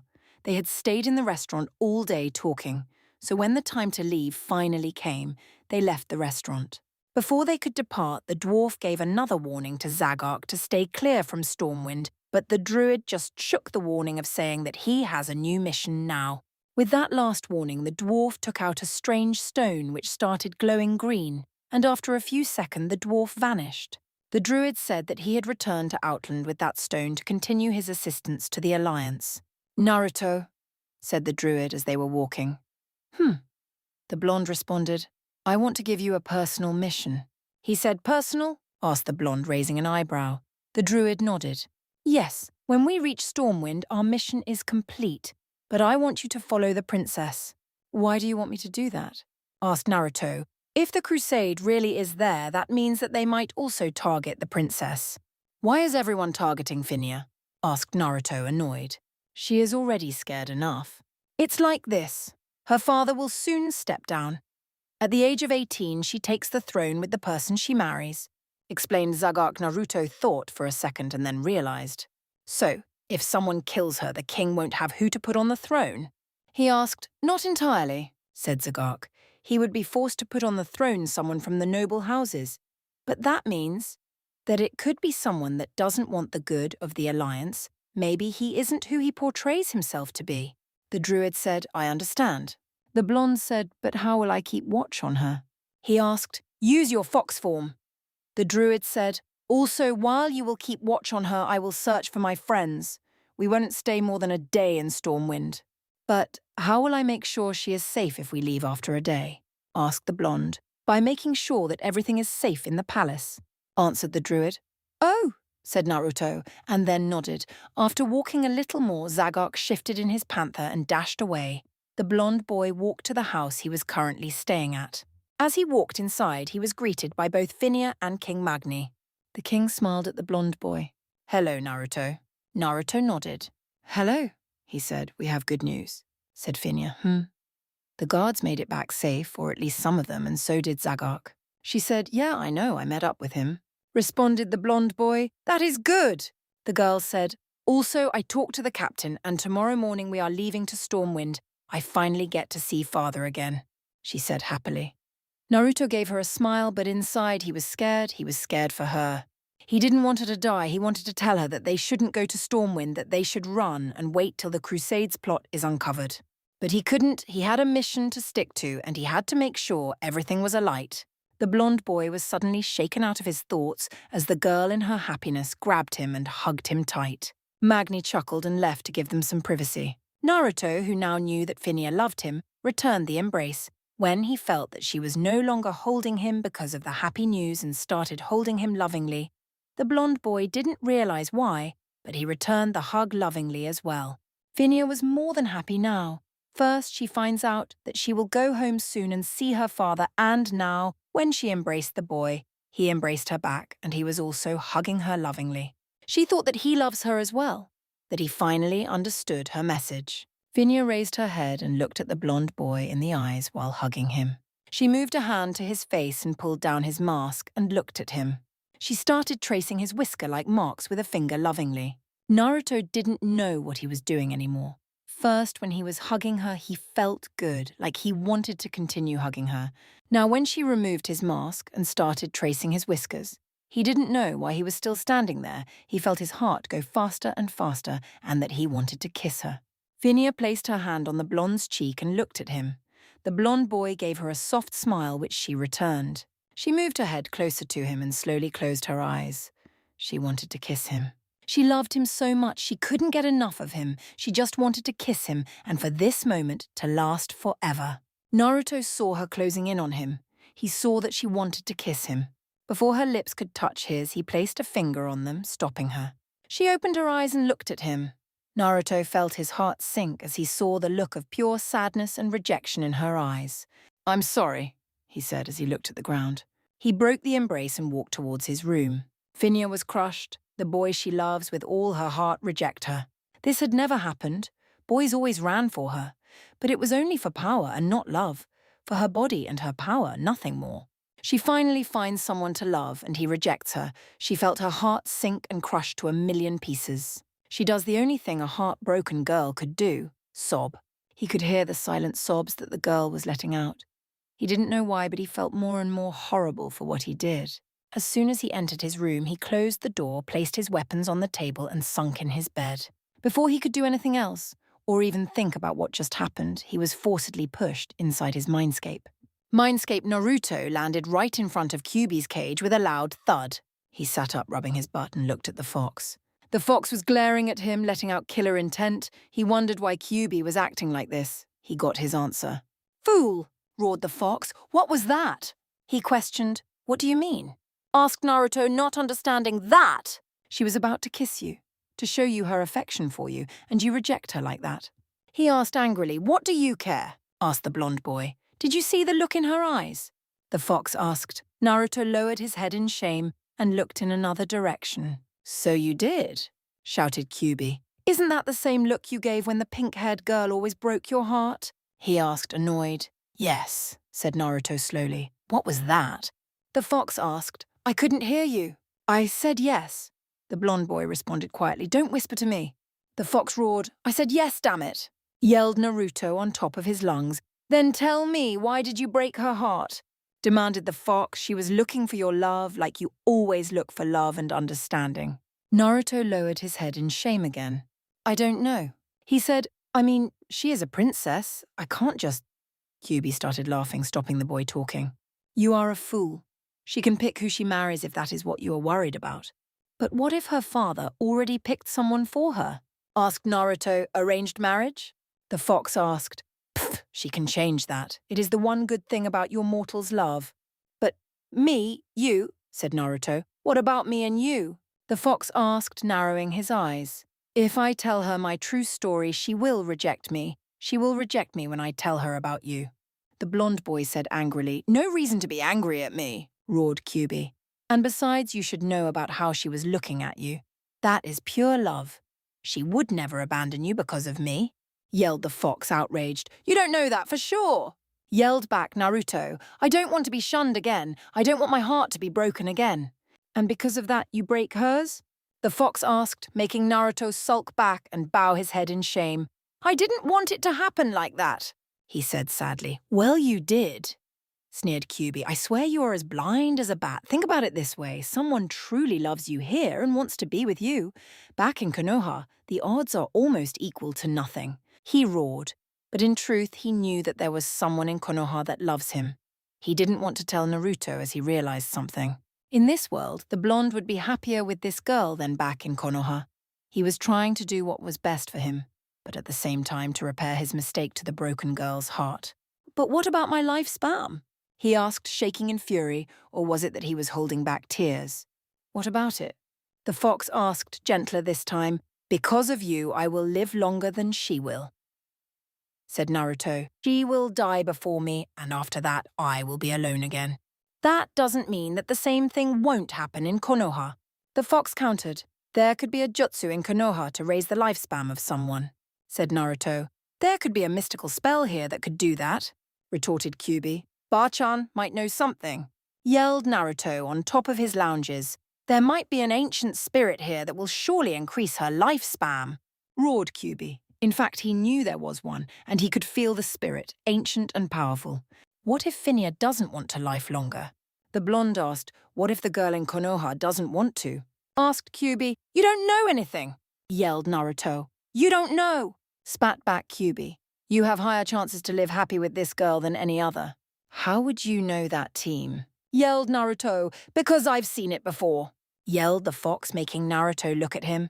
I saw what this true love, as you humans call it, does. She would never shun you. She would surely want to be with you as much as possible. The fox said, don't throw this away, he yelled. Naruto stood there in silence. He didn't know what to do anymore. He had done enough bad as it is. What else could do? He looked at the fox and then down. What was he thinking? He wondered. The fox was right in a lot of ways. What the fox said also made him realize that his love for Sakura might never be accomplished. He might never find love. But here he was. He had a girl in his arms, a girl that loves him, and he shuns her away. He did what he was afraid of happening to her, and he did it with no remorse. Or at least it was at first. Naruto fell on his knees as he realized his mistake. He might have lost another person, and he might have lost someone he could love. Forget about the fact that she is a princess. Forget about the fact that her father might not allow this. They could manage it somehow. He just realized it, and he realized how stupid he was. It's too late now, said Naruto. What do you mean? Asked the fox. Maybe she hates me now for what I did, he said quietly. Or maybe not, the fox said calmly. Do as I tell you, go and apologize, then tell her everything about you, and you shall see that she indeed loves you with all her heart. Kyubi said warmly, she will not shun you, he said, and pushed Naruto out of his mindscape. Real world. Naruto opened his eyes and shot out of his bed. He looked around and realized that Kyubi threw him out of the mindscape. He looked at the door and remembered what Kyubi told him. Naruto took his weapons and put them in the right place and walked towards the door. He opened the door and stepped out. He walked to Phineas' room, which was next door, and leaned his head on the door. He could hear silent sobs from inside. The blonde boy now felt terrible. She loves him, and he rejects her like that without giving her a chance. It was just evil from him. He would have to explain everything and see the result like Kyubi had told him. He takes a deep breath and knocks at the door. Naruto waits and waits. No response comes. He knocks again and hears a muffled voice telling him to go away. He feels his heart sink more. He knocks again, the same result. She screams for him to leave. Just walk inside and do as I told you, said the fox with a sight. Naruto nods and opens the door slowly and silently. He walks inside and closes the door behind him. He looks and sees Phinia on the bed with her face in her pillow crying. Naruto realizes the extent of his damage. He never made a girl cry, and now when seeing what he did, he felt horrible. I'm sorry, he said with a low voice, but was picked up by Finia. The girl stops crying and looks at Naruto. What do you want? She asked. Naruto looked to the wall. I want to apologize for earlier. He said there is nothing to apologize about. She said just go. Naruto looked at her with sad eyes. Please let me explain you my story, he said, grabbing the girl's attention. Maybe after that you will understand why I did that. Finia looks at Naruto. He was going to tell her his story and who he was. His past and everything. She wipes her tears away and nods. Okay, she said, I will listen. Chapter 9. I'm sorry. Naruto looked at Finia. He then looked towards a chair near the wall. May I? He asked, pointing to the chair. Finia looked at the chair and then nodded. The blonde boy walked to the chair and sat down. He reached for his helmet and pulled it, revealing his blonde hair and his face. He placed the piece of leather on the table near the chair. He did the same thing with his weapons, placing them on the table. When he was done with that, he let out a heavy sigh and looked at Finia. The girl's eyes were still watery. He let his head drop and started talking. I wonder where I should start from. He said to no one in particular. I guess the very beginning would be good. He looked at Finia. He then turned his head and looked at the door. You should know that I am not from this world as a start. What do you mean you are not from this world? The girl asked, tensing. I mean I am not from here, but that doesn't mean that I am with the Burning Legion or the Scourge, he said, making the girl relax. Then where are you from? She asked. I come from another world, a world where magic and undead don't exist. The blonde responded, in my world we have fighters that are called ninjas. These ninjas are like your rogues. They are swift and never leave a trail behind them. Naruto paused and looked down at his feet. But at the same time, we also have a sort of magic. He said, sort of magic? Finia asked curiously. Naruto nodded. Our magic is channeled by what we call chakra, the essence of life. If our chakra completely drains, we die. He said somberly, with chakra we do certain techniques. They are like magic spells, only that we do not chant them. We do hand signs and then call out the name of the technique, or jutsu, as we call them, and it works. So you mean that these ninjas are something like a rogue and, said Finia, slipping at the end, and a mage, or a druid, or a warlock, you name it, said Naruto. With a jutsu, we can spit out fire, raise mud and turn it to stone to defend ourselves, shoot lightning, create water dragons, duplicate ourselves, summon creatures small or big to help us fight, you name it. The blonde boy said, that is incredible, said Finia, awestruck. The blonde boy nodded. Yes, it is. He said, where I come from, there are 5 major ninja cities. They are called hidden villages because they are hidden. They are the hidden village in the sand, hidden village in the mist, hidden village in the cloud, hidden village in the rock, and finally hidden village in the leaves. My home village, finished the boy, looking up at the girl. Now, said Naruto, resuming his story, we also have demons, but only 9 in number. Only 9 demons, asked Finia, amazed. Even though his world did have demons, it didn't have the same amount as her world, constantly fighting demons, constantly fearing that they might invade your house or town. Yes, each demon is determined by the number of his tails. The lesser demon has 1 tail, while the most powerful has 9 tails. He said. Finia thought for a second. A 9-tailed demon. She narrowed her eyes as she looked at Naruto. Do you mean that? The blonde shook his head. I am not a demon. I had seen a demon. That is why I shift into a 9-tailed fox, responded the blonde, and Finia sighed in relief. But there are demons. At first they roamed free, but the ninjas using special jutsus sealed these demons in newborn babies to create weapons, unemotional weapons only bent for destruction. They wanted the perfect weapon to invade another village and rule over it or burn it to the ground. That's awful, said Finia with a gasp. His world was just like any other, countless wars. Even though in his world there were only humans, they fought between each other instead of helping themselves. Yes, it is, responded the blonde. All demons had been locked away, all except one, the 9-tailed demon fox that goes by the name of Kyubi no Kitsune. He said the fox still roamed free till one day. He paused and shrunk in his chair. One day the fox attacked my home village. Our ninjas tried to kill it, but he wouldn't die. A mere mortal cannot kill a demon. He was too powerful, so our village leader, the Hokage, came with a solution. He sacrificed his life, to seal the demon in a newborn baby. That was an honorable thing. He sacrificed his life to save his village, said the girl. Naruto nodded sadly. The fourth Hokage, Yondaime, died sealing the demon away. The third Hokage, who was still alive, took his place back as the village leader. The village of Konoha, my home village, was a really nice place. It was like its name says, hidden in the leaves. It was surrounded by many trees, thus giving it that name.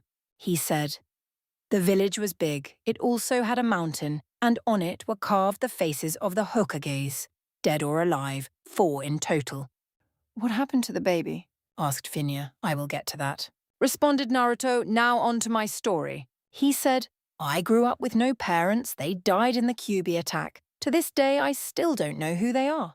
Finya looked sadly at Naruto and couldn't help but let a tear drop for him. I grew up till the age of 4 in an orphanage. Hated, shunned, beaten, starved, he said with malice. Finya gasped again. Why would they do that to you? She asked, shocked. Naruto gritted his teeth but then relaxed. He ignored the question. I was fed once per day or per week, depending on how generous the caretaker was. I had to feed myself from the garbage. At this point, Finya was shedding silent tears for his misfortune. At the age of 4, they kicked me out of the orphanage, saying that I could take care of myself now. That is horrible, the girl said, shocked. The humans in his world were viler than anything she had heard of. Yes, it is. The third Hokage found me. He was like a grandfather to me, and he gave me a home and money. I was happy that day. A bad day turned good. The next day I wanted to buy new clothes and get out of my rags, unfortunately. I was kicked out of every store, then chased. If they would catch me, they would beat me till the Hokage would come and save me with the Anbu. Anbu being the most elite ninja of a village taking the most dangerous missions. Explained Naruto. Why did they do that? Finya asked angrily, why would they beat you? You didn't do them any wrong, right? She asked. No, I didn't, but they still beat me, said Naruto sadly. Why? Demanded Finya. Naruto pretended he didn't hear the question and continued his storytelling. The only thing I managed to buy was an orange jumpsuit that screamed, here I am, come kill me.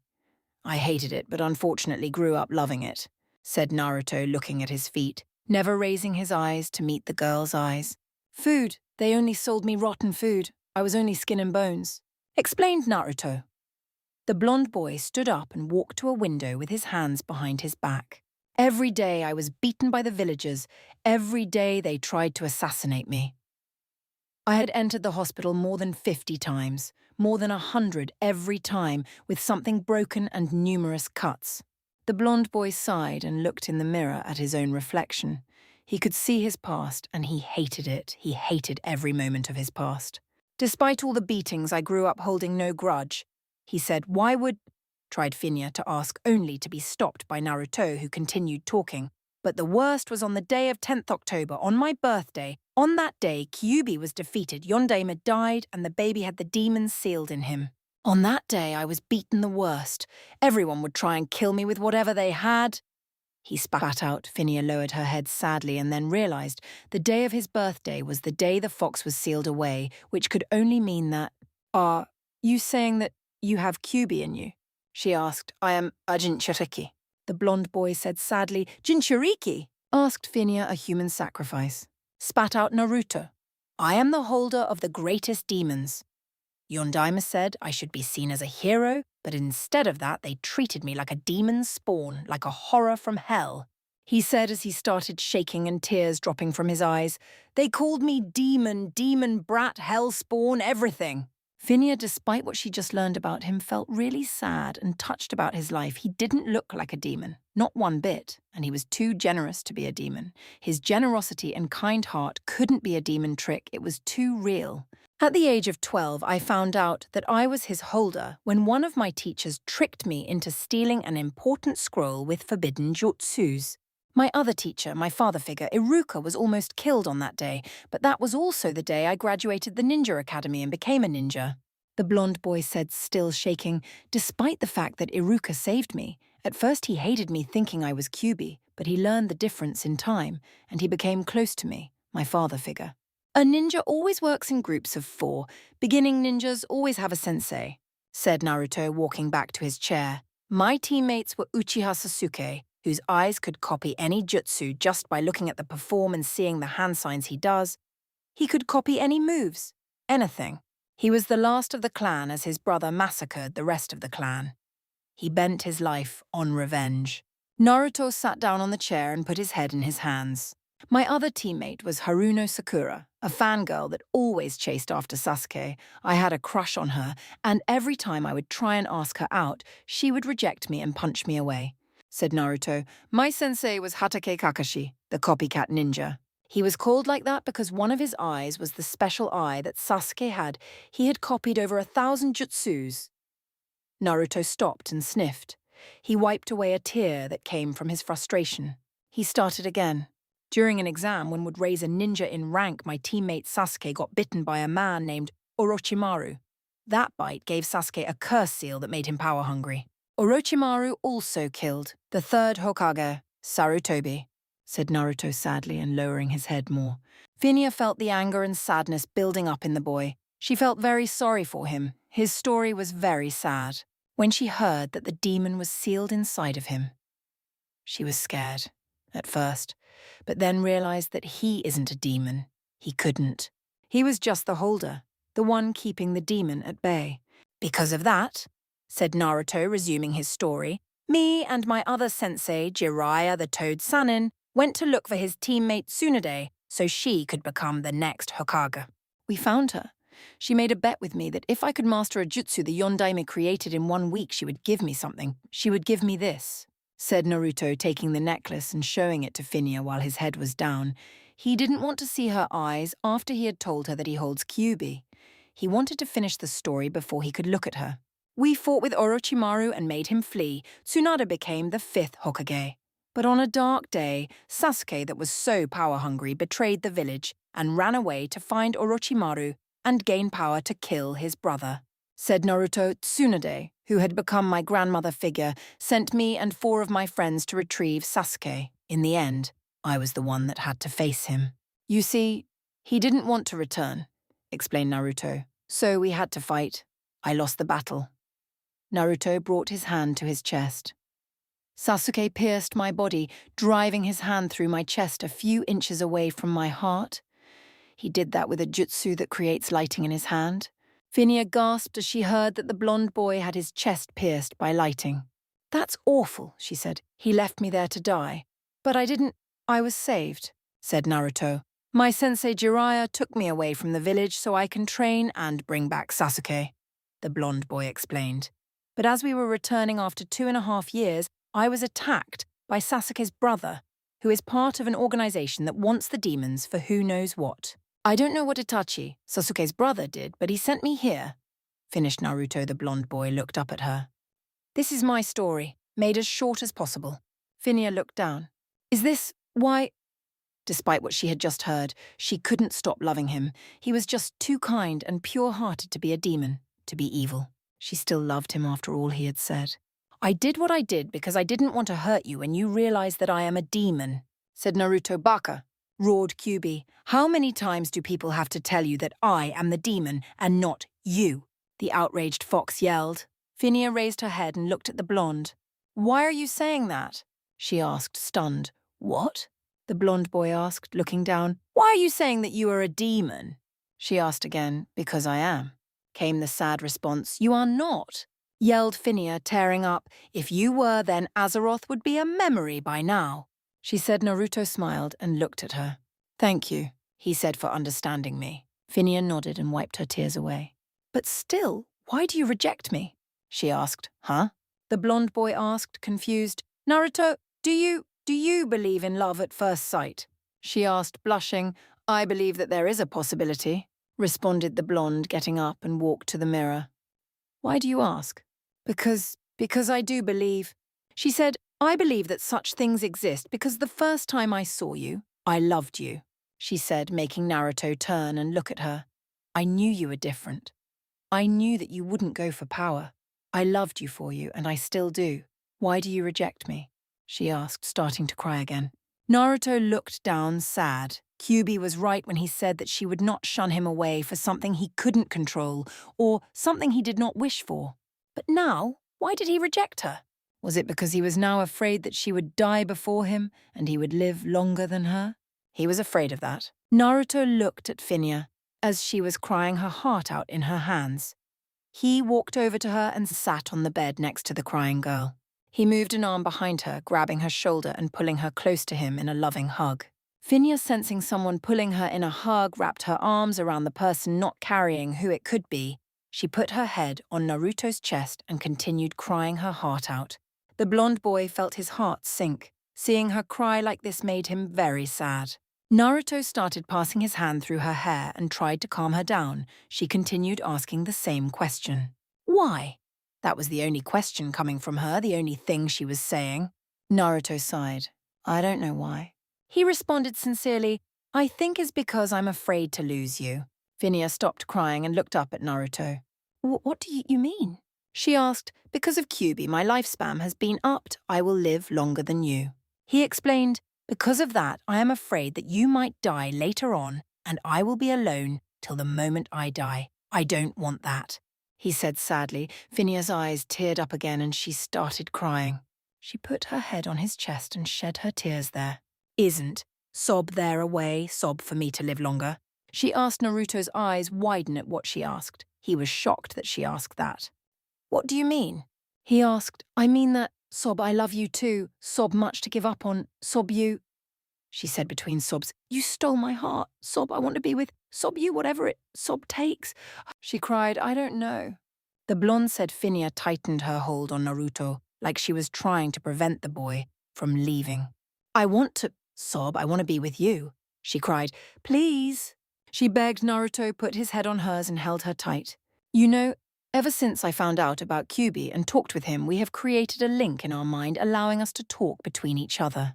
He explained, at first he was a bastard that wanted to kill me and destroy my home village, Konoha. But ever since we came here, Naruto paused and held Finya tighter to calm her crying. Ever since I met Zagark, and he had taken me to the druids in Darnassus, I don't know what they did, but Kyuubi became friendly and started helping me. He said that, he stopped and gulped, that there might be a way to up your life span. Finya stopped crying and swallowed. She looked up at Naruto with teary eyes. How? She asked. How can I live as long as you? She asked. How? Kyuubi says that if there is a great spirit here in Azeroth, we can ask for his help. He might grant us the wish. He explained, but what if there isn't any spirit? She asked, shaking. Would you leave me? She asked even though she knew that Naruto doesn't love her, or at least she thought Naruto's heart was struck when those words came from her. She had asked something that made his heart sink. He thought about it, he thought hard, and he realized something that made him mentally slap himself. Every time he looked at her when they talked or when she hugged him, his heart would go faster. He always wanted to kiss her and hug her back. He realized that he had feelings for her, but he was denying them for Sakura. He was an idiot, he really was. He made the girl he fell in love with cry by rejecting her. But not anymore. He would repair his mistake. No, he said, smiling and holding her tighter, not wanting to let go. He closed his eyes. I will not leave you, he said. Finya looked up at him again. The blonde boy opened his eyes. If there isn't a spirit to grant us that wish, we will find another way. And if there still isn't, I won't leave you. I will be with you forever, he said, smiling softly at her. Do you mean that? Asked Finya. With her hopes up, Naruto nodded. Yes, I just realized. I do love you. I was just denying it. He said sadly. Finya's heart raced faster and faster as she heard him confess her wish, the wish she put when they were running from the Orc army, had come true. It really did. She started crying again, but this time because of happiness she put her head on his chest again and held him tight. See? Asked Kyuubi, laughing. I told you she loves you and that she won't reject you. Yeah, responded the blonde, stroking the girl's hair. I will leave you two alone. Tomorrow I want to tell you something, all right? Kyuubi said. Naruto gave a mental nod and felt Kyuubi walking to the back of the cage. He looked down at Finya, who stopped crying and was resting her head on his chest. He put his hand under her chin and raised her head to look in her eyes. Finya looked into Naruto's eyes, so much love they held now, love intended for her. She couldn't help but smile and let tears of joy fall from her eyes. She put her hands on his shoulders and moved closer to him. She closed her eyes as her head was approaching his. The blonde boy saw what she was doing. He smiled. This time, he would return her intention. He put his hands around her waist, and when her lips connected with his, he closed his eyes and leaned on the bed, taking the girl with him. They shared a long and passionate kiss.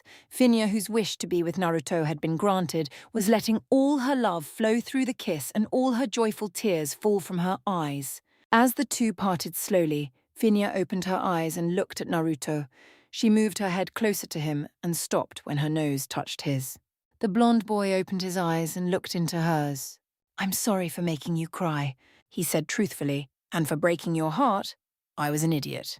He said sadly. Finya smiled at him and gave him a kiss on the lips. "It has been repaired," she said as she started passing her fingers on his whisker-like cheeks. "Thank you." Naruto let out a happy sigh and closed his eyes, feeling the girl's touch on his cheek. Every time she touched his whiskers, a shiver of delight went through his spine. He wrapped his hands around her waist and held her close to him. The blonde boy started wondering why he hadn't realized it sooner. Why had he rejected something like this? All his life he was trying to find love and recognition, and when it was in front of him, he would just throw it away. He smiled because he managed to repair his mistake. Naruto no longer had any doubts. He truly loves the girl, and nothing more. He now was most certain he would never find anyone like ever elsewhere. He forgot about Sakura and about the failed attempts to get her to love him. He found true love and the most beautiful girl. Somehow he remembered when Sakura told him that no one would want to be with him. He mentally started laughing at that. "No one I?" He asked himself. "Tell me that now," he said, making a victory sign. As Finya stopped tracing his whisker marks and placed her head on his chest again, Naruto opened his eyes and looked at her. He kissed her on the head and started moving his hand on her back, making the girl shift her head on his chest in delight. When Naruto heard Finya yawn, he chuckled, crying, "Takes someone's energy away," and it was already night. "Finya," he said softly and lovingly. Came the response. "You should go to sleep," he said, smiling. "I'm not tired," she responded. Naruto chuckled. He gently picked the girl up and held her up bridal style. He stood up and turned towards the bed and gently lay her down. He gave Finya a quick kiss on the lips, which she returned and turned to leave. Finya grabbed his hand before he could move away. Naruto turned to look at her. "Could you please stay here?" she asked hopefully. "Just one night." She said. Naruto looked at her with soft eyes and nodded. After all, he wasn't sure if they would meet again soon, especially since he will leave only after one day in Stormwind. Finya moved to make room for Naruto, who lay down in the bed. He turned to look at her. The girl smiled and moved close to him, putting her head close to his chest to hear the rhythm of his heart. Naruto took Finya in his arms and held her tight. He kissed her on the head. Every time he did that, he mentally scowled himself at what he was about to throw away. He even thanked Kyuubi for making him correct his mistake. Naruto looked at the girl in his arms, a princess. He didn't know how, but he had fallen in love with a princess, and the princess had fallen in love with him. He was just a simple person. Well, almost simple. He was a Jinchuriki, a human sacrifice meant to hold a demon at bay. He didn't know how, but it seemed that fate smiled upon him. A princess out of all girls had fallen in love with him and was desperate to be with him. The chances for that were incredibly low, but yet, here he was holding a princess in his arms. He couldn't help but smile and think of what Sasuke would say if he saw this. Finya raised her head to look at him one last time. She moved towards him and captured his lips with hers one more time, sharing yet another passionate kiss. At that moment, she didn't care about anything else. She just cared about Naruto. She didn't care what her father would say. She didn't care if he wouldn't agree with them. And she would run away with him if it was necessary. She wanted to be with the boy that had stolen her heart. They broke the kiss after some time. Finya looked in the boy's eyes, those deep blue eyes that once dull or serious now held love, a deep blue sea of love directed to her. She couldn't help but be happy. She had found the perfect man, someone that didn't want her for power, but for love. "I love you, Naruto," she said, and she put her head under his chin again, holding his tightly. "I love you too, Finya," responded the blonde, also tightening the embrace, "more than I even realized," he thought as he closed his eyes and let sleep take him. His life was taking a new turn, one that seemed brighter than any other path. Finya had stayed awake a little longer. She recapitulated everything the boy had told her, despite what he was, despite where he came from. She loved him. She only hoped he would want to remain here. though she thought she was selfish for hoping that he would remain in this world with her. She couldn't help it. She was in love. Her love was finally returned. She had found the perfect boyfriend and, if possible, the perfect husband. She smiled and moved closer to the boy, seeking his warmth. Subconsciously, the blonde pulled her closer and held her tighter. This made the girl smile more. She fell asleep with a smile on her face. She knew that everything would be good from now on. Nothing could ruin this moment or any other moment in the future. Morning Zagark was running down the streets of Ironforge as fast as his legs could. He had received an urgent message from King Magni that he wanted to see him. He wondered what was happening. He prayed it wasn't something bad as he was called to the king's house. As Zagark entered the house, a dwarf guided him through to where the king was. Zagark followed without questioning. A few minutes later, he arrived at his destination. The king was standing behind a door. The dwarf that accompanied Zagark bowed and left. "So," said the king, "are you the druid that helped Finia?" He asked. Zagark nodded. "Yes, that is me." He responded. "Come," the dwarf said, motioning to Zagark. "Take a look." He said, slowly opening the door. Zagark raised an eyebrow, but complied nonetheless. He looked inside and his eyes widened. He saw Naruto in a bed holding the princess in his arms. The druid immediately withdrew his head from the room and turned to the king. I'm sorry, I really am, I didn't know, He started giving away apologies. He knew that King Magni considered Finia as his niece. It was common knowledge. The king was amused at what the druid was doing. The druid thought that the blonde boy did wrong. Magni started chuckling. "There's no need to apologize." He said, "I am very pleased." He said. Zagark stopped and looked at the king. Huh? He said, not finding any other words to express his confusion. The king chuckled again. "Last night, Finia tried to get the boy's love, but instead 'twas rejected."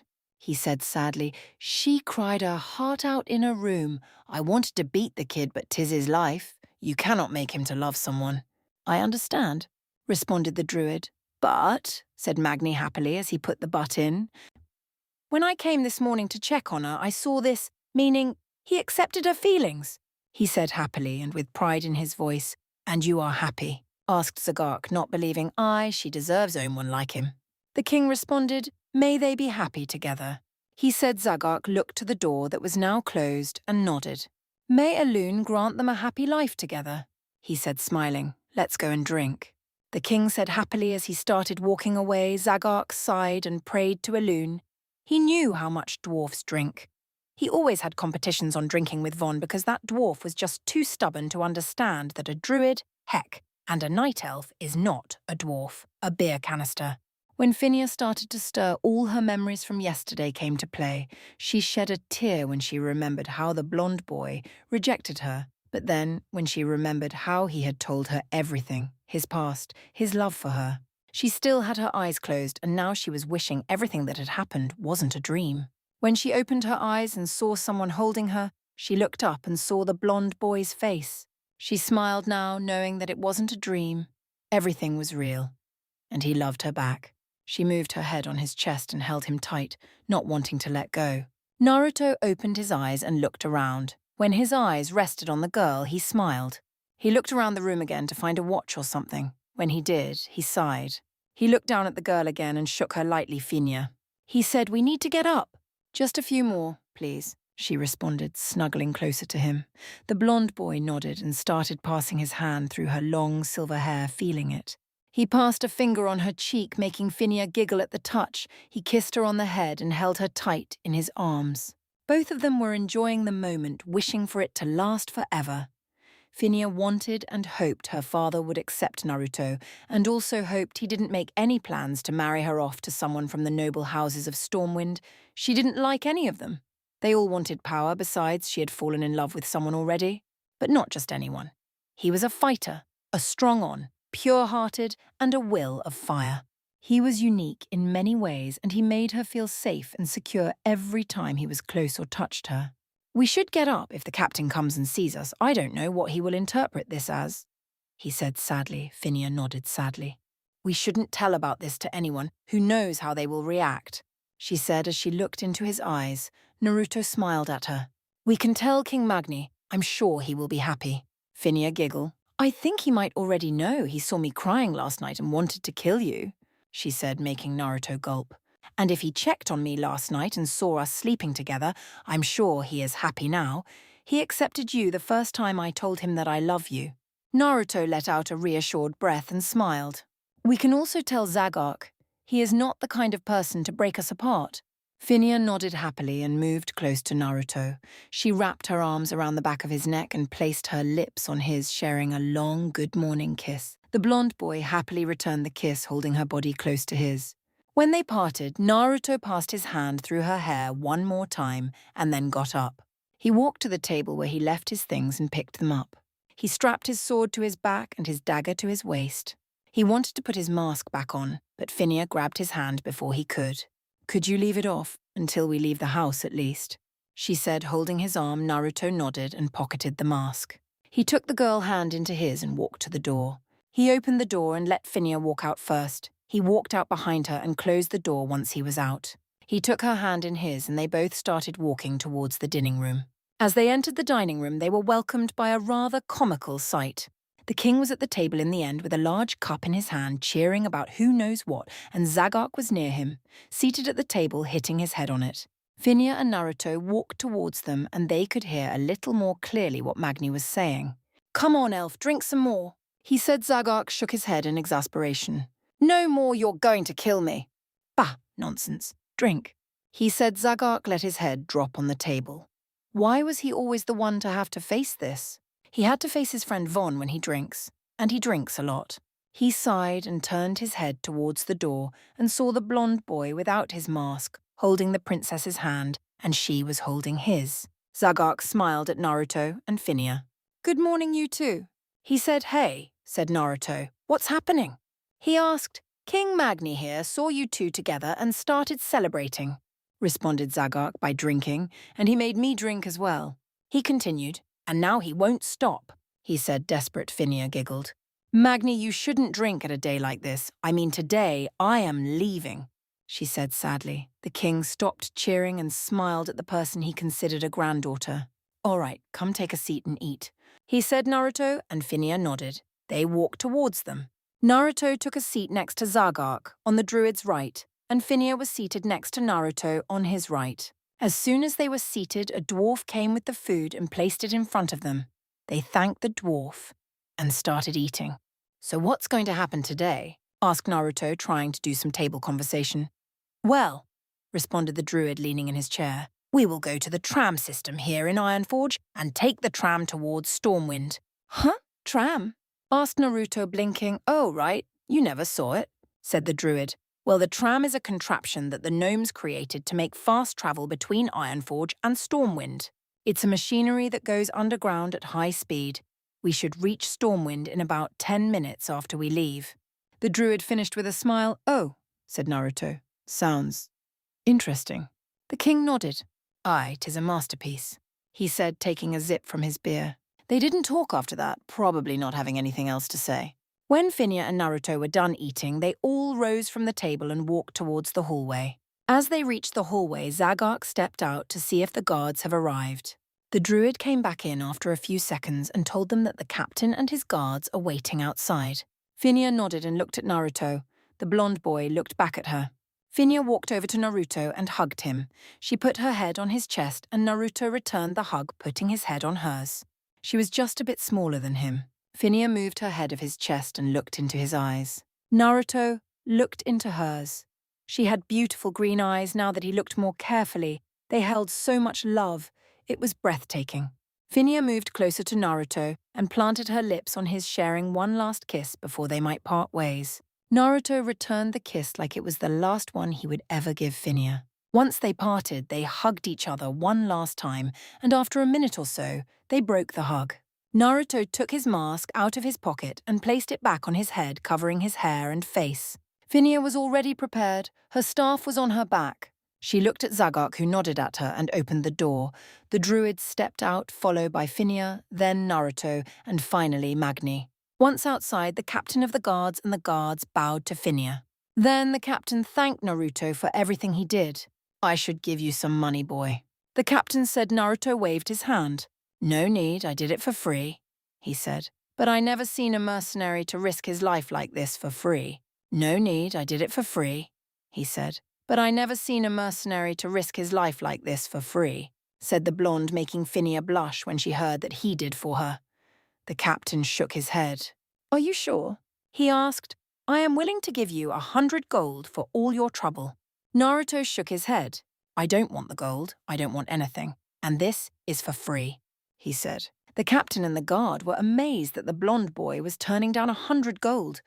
Other people would have asked for more for everything that happened, and yet here was someone who was turning down such a sum. Naruto, on the other hand, knew why he was rejecting the money. Mainly it was because he didn't need it, but it was also because he really did do this for Phinia. He wanted to keep her safe. After all, know that he realized his feelings for her and found hers for him, he wanted to be sure that she will be constantly safe. Naruto was sad that he may not see Phinia again. Today was the day she will be home. She will go back to the palace and live with her father and other people that are there, while he will stay in an inn and leave the next day, maybe never seeing Phinia again. It was sad. Naruto didn't want this to happen now, but he knew that there was nothing he could do to change this events. They started walking towards the gnome part of the city. When they got there, the entrance was like a mechanized tunnel. Everything was made out of machines. When they passed the tunnel, they came to a large, round room. In the middle of the room stood the King of Gnomes. He greeted everyone and told them that the tram is working just fine. The group turned right and entered another tunnel. The large metallic door opened to reveal a large room with chairs and pylons. There was a strange machine in front of them. It had no door or windows. It was a platform with bars to sustain people and make sure they don't fall. It had only 3 platforms, but they were big enough to keep everyone. Well, 'tis is it, said Magni sadly. Phinia turned to him and nodded. She walked up to the king and gave him a hug. I hope I will see you again, Magni. She said. Magni nodded and returned the hug. When they parted, Phinia walked on the middle platform where Zagok and Naruto were. The rest of the group was on the first platform in front of them. The tram started moving and soon they were on their way to Stormwind. As the tram was moving, Zagok started tensing more and more. Naruto, on the other hand, sat down and closed his eyes and started to meditate. Mindscape. Naruto opened his eyes and saw himself in front of Kyuubi's cage. He sat up and walked to the bars. The fox came out of the shadows and stopped in front of the cage as well. So, what was it you wanted to tell me? Asked Naruto. The fox cleared his voice. Remember last night when I told you that there might be a spirit to help with your cause? The blonde boy nodded. Yes, what about it? Well, to put it simple, there is a spirit in this world. The fox said, grinning. Naruto perked his ears. All right, tell me all you know. Good, the fox said with a bigger grin. I can feel it. The spirit is somewhere in this world. I can't track it 100% clear, but we know it is present. Kyuubi said, Yeah, I know that, but do you know how to find it? Asked the blonde. No, responded Kyuubi. I told you that I can feel a weak presence. I can't be sure where it is. He might be hiding. So how do we find it? We can try and ask around. Legends, folk tales, rumors, anything can help. The fox responded. Naruto put his hand under his chin and nodded. Yeah, I see what you mean. Also, we need to do something fast, said Kyuubi. Don't ask why, but I have a very bad feeling. Ha! Laughed Naruto. You're not the only one. I can't shake the feeling that something bad will happen soon. Ah, a fox's intuition, declared Kyuubi with a smirk. Maybe for you, I'm still a human. That can be changed, retorted Kyuubi with a grin. Oh no, said Naruto, waving his hands. You are not changing me into a fox or anything like that. Kyuubi started laughing, his voice booming through the sewer. I wouldn't do that. You couldn't handle being a fox. Hey, said Naruto, angry. Is that an insult? Kyuubi stopped laughing and looked at the blonde. No, he responded with a sweat drop. Naruto's sweat dropped as well. Anyway, he said, changing the subject, did you hear the conversation last night about the Scarlet? He asked. Kyuubi nodded. Yes, I did, and somehow it all seems so very strange.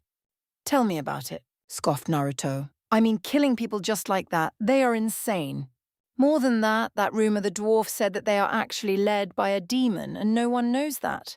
The fox said, obviously someone knows if members of the Scarlet Crusade left to create the Argent of Dawn and the rumor appeared, said Naruto, watching as the water dripped. But for only so little to see, the fox said with a shake of the head. Anyway, you should return and change to your fox form and make a shadow clone. Naruto stood up and nodded. "All right," he said, and he faded from his mindscape. Real world. Naruto opened his eyes. He glanced around and saw that the tram was still moving. He stood up, and with fast speed he created a cage bush and then shifted in the fox form. He managed to alert Zagark and Phinia that were on the same platform as him. Luckily, the guards didn't see. Zagark was impressed at what the blonde boy planned to do.